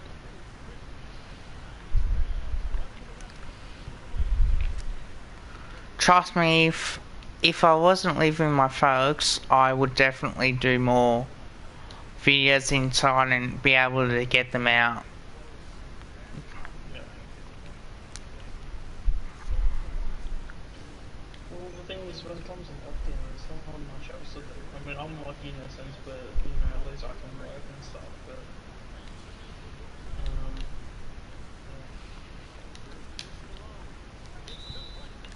I'll tell you more off stream as well. The reason why. yeah, that's fine.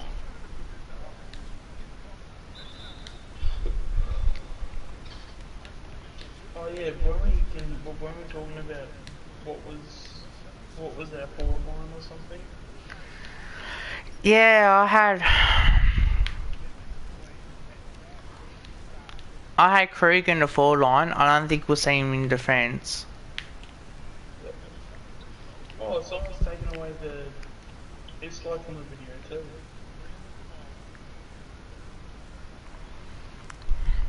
Wasn't there a dislike on this video? Don't know. Oh, the video that I might make a video. Seriously, debating on it. The teams that we have to beat. I think if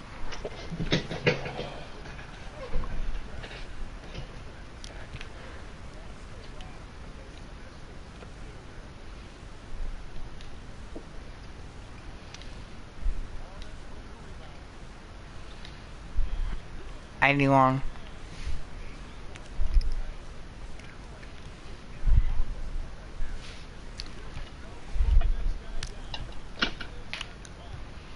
I wish I could do inside videos. It's easier.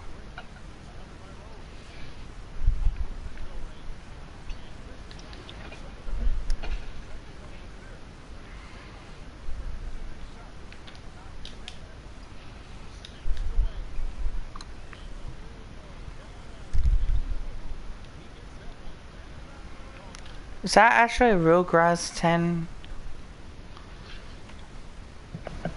Most likely, I think it might be. Yeah, it is.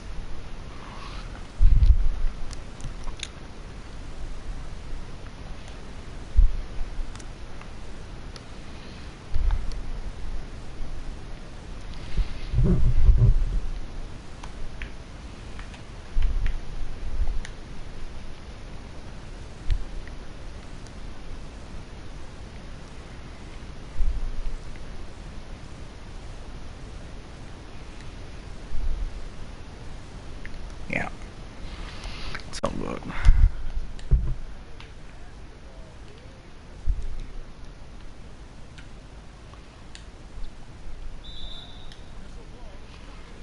$80. Well, I'm scoring heaps.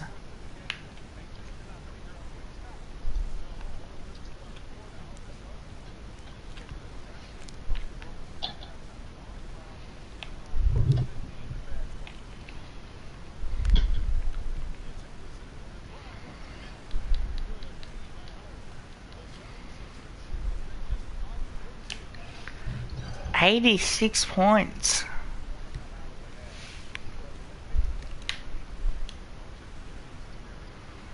Ooh.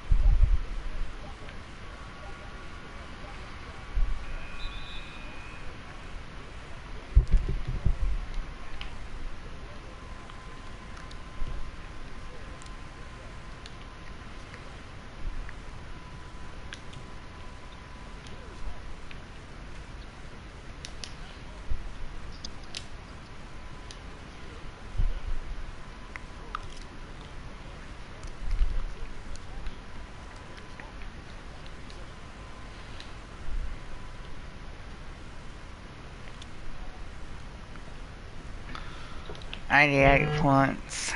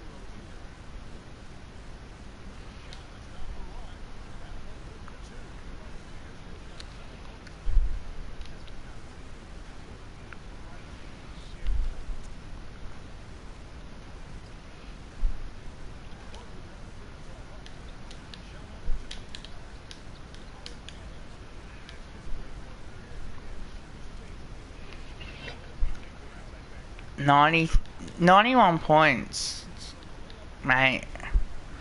Never would have thought I scored 91 easily.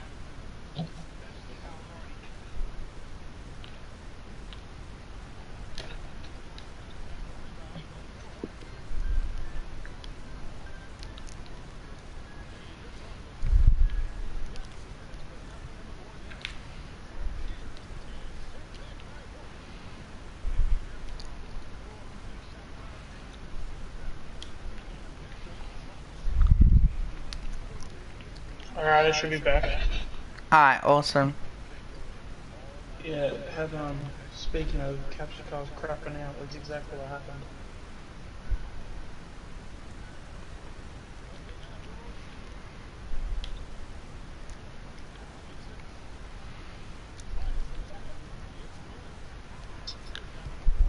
But yeah, as I was saying before, wasn't there it's like on the video before? But it's gone now. Which one? This video. I'm still streaming. Yeah, but this video had a dislike at some point.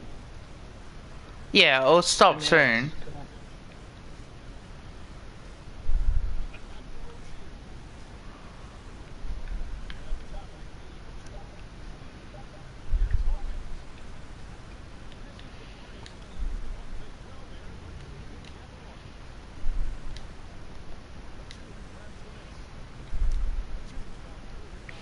$95 points before 3/4 time. Can you believe it?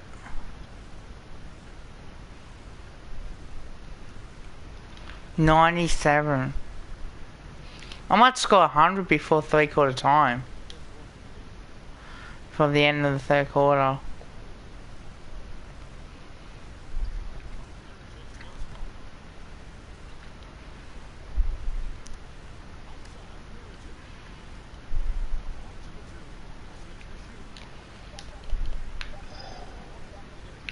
Are you able to hear me, Kev? Yeah, I can hear.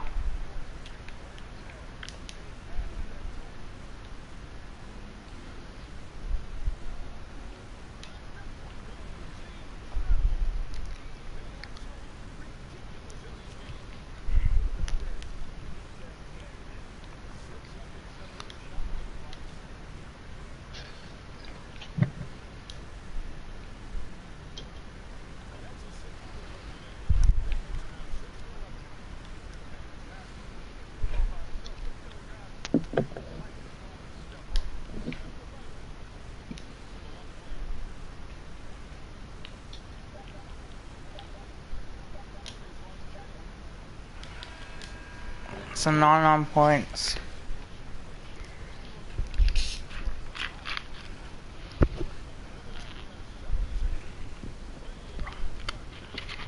Alright, am I back? Yeah, you're back. 466 comments. Oh, yeah. All good. No, it's crapping out on me again. I might swap, I might swap where I am now. I'll be back in like 2 minutes. Alright, awesome.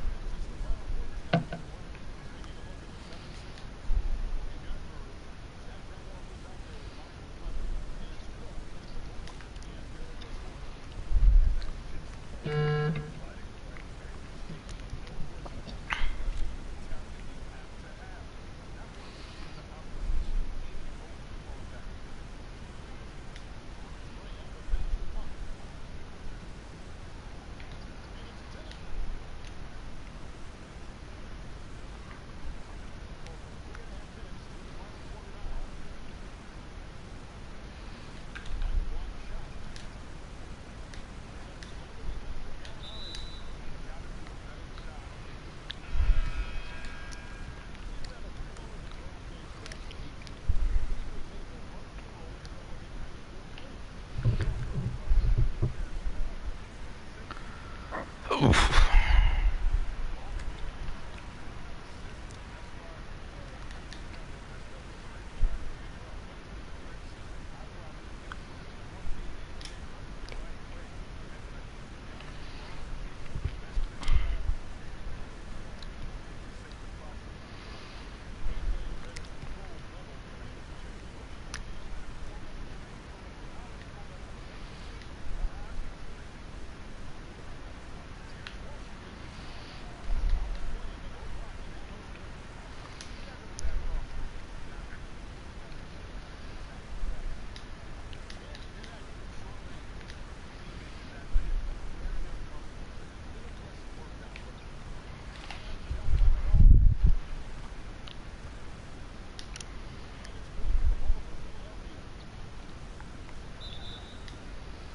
Oh.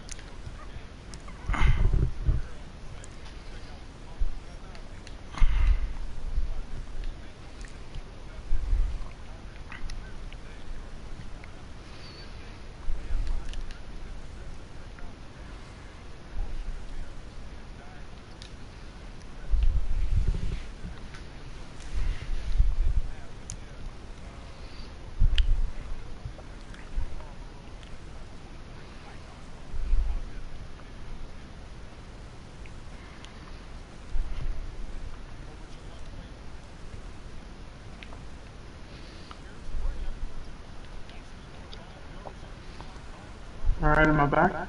Yep. Alright.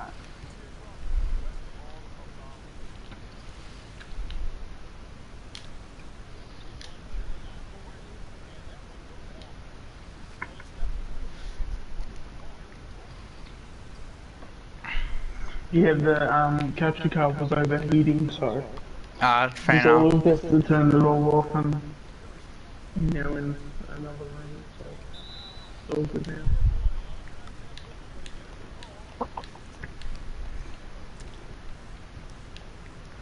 Yeah, I'm starting to sweat a little bit as well.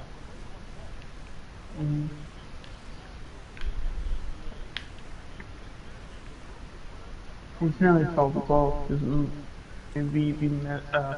might maybe be best to finish soon. Yeah, that's what I was gonna do.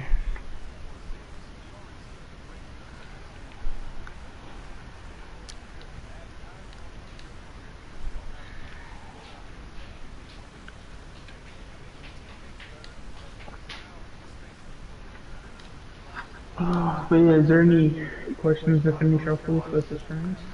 No, I think so far I think we have everything that we need. The trade period hopefully it doesn't take too long to get the Lipinski done. Yep.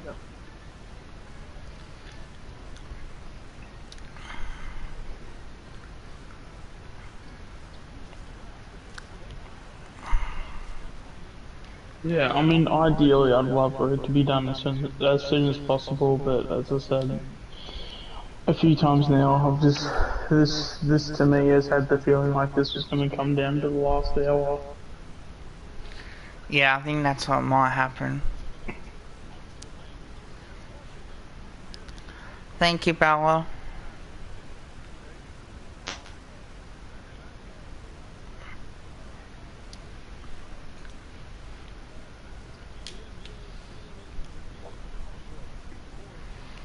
From 13 points.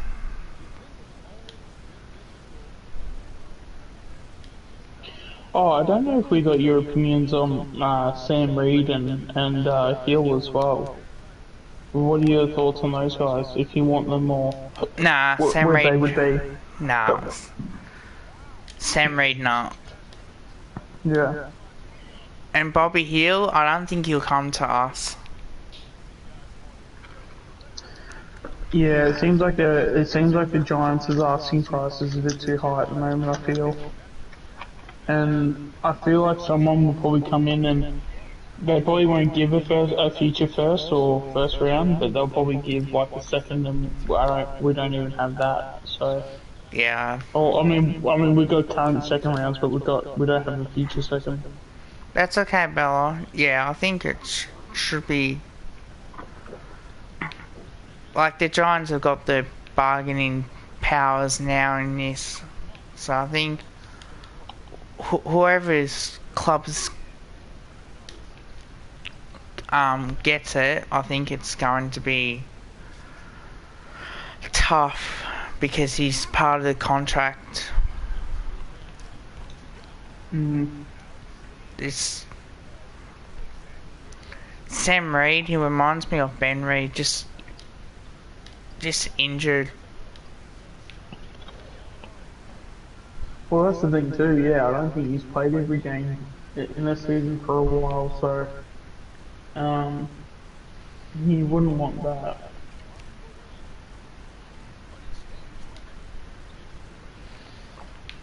I'd rather if it came down between him and Cox, I'd rather pick Cox. Yeah, same here.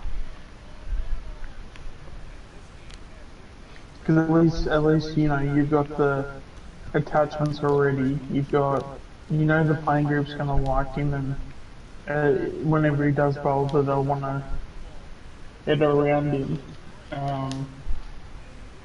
I'm sure they'll probably do the same for Sam, but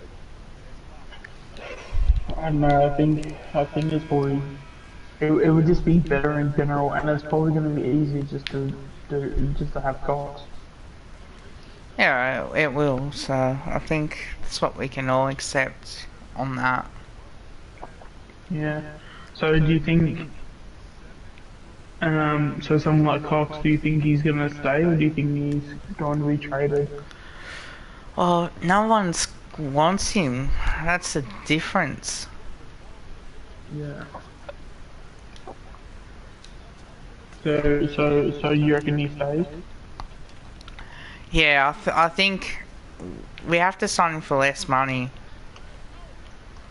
Yeah, I'm pretty sure they'll give him a very low deal.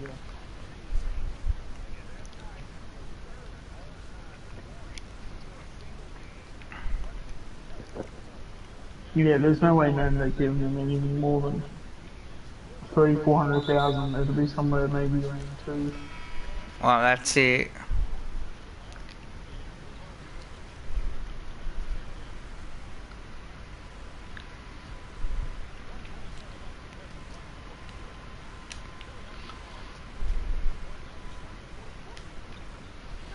$124.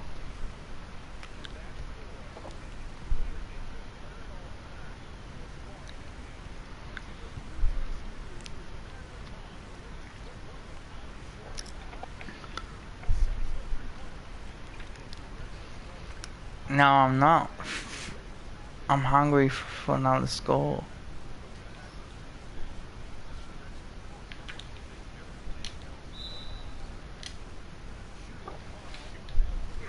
Um. So then you reckon Lynch will go to Hawthorn now? Isn't that the team that's interested? Yeah, Lynchies. For Yeah. Lynch, yeah. But is that going to be like a second round back or what do you reckon? It should be a second rounder.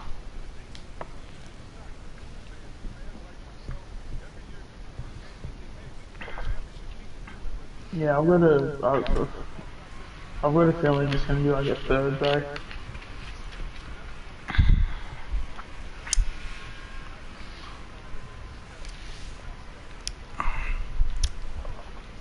Unless there's like a bunch of pick swaps.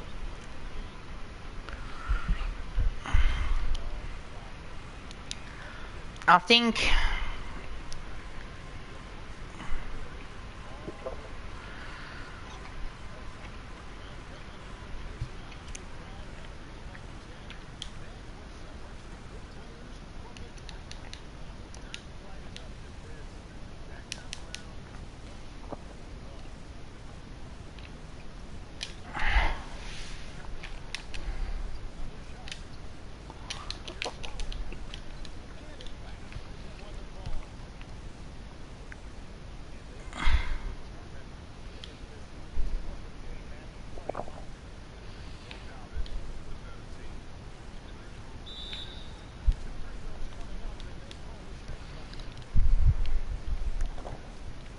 Is there any other players that could be on the go?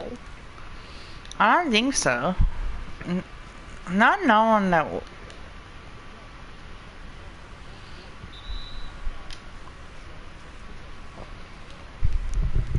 Because I remember looking at there's like I think it was on Big Footy or something. They have a list of all the players that have contracts, and they did list that Madison didn't have one going into next year. So I mean, do we see Madison maybe that gets traded or something? But has there been any news on him being re-signed? There's a couple that we know, like Wilson and that. Yeah.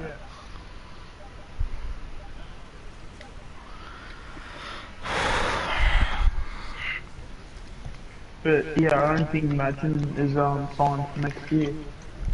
No, I think we need to slide him up. I think maybe a 2-year deal or something.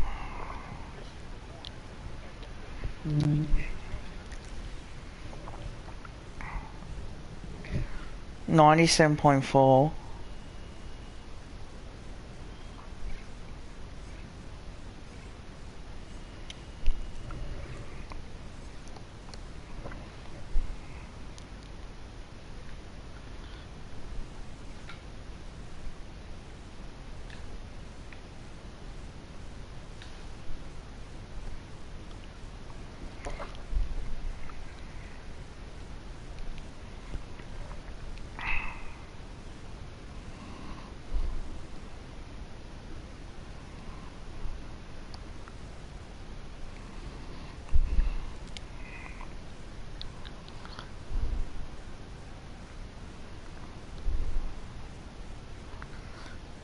Alright. Hey, what's up? This is Kenny here, man. I just wanted to congratulate you first on a great win. But you guys have been dominating, and specifically you, during the stretch. What you got to do to keep this going? To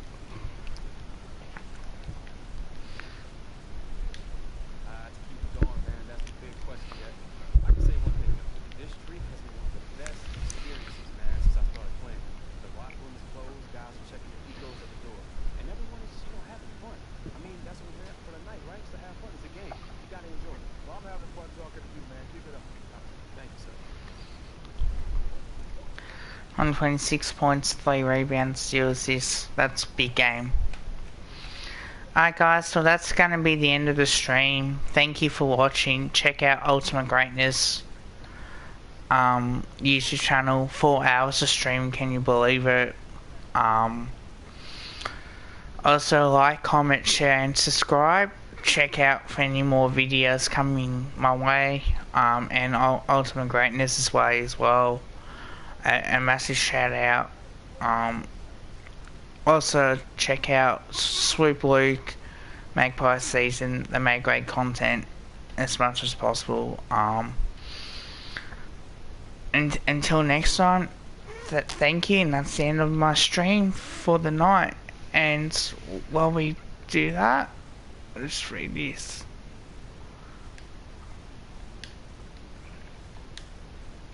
Alright. Bye for now, guys.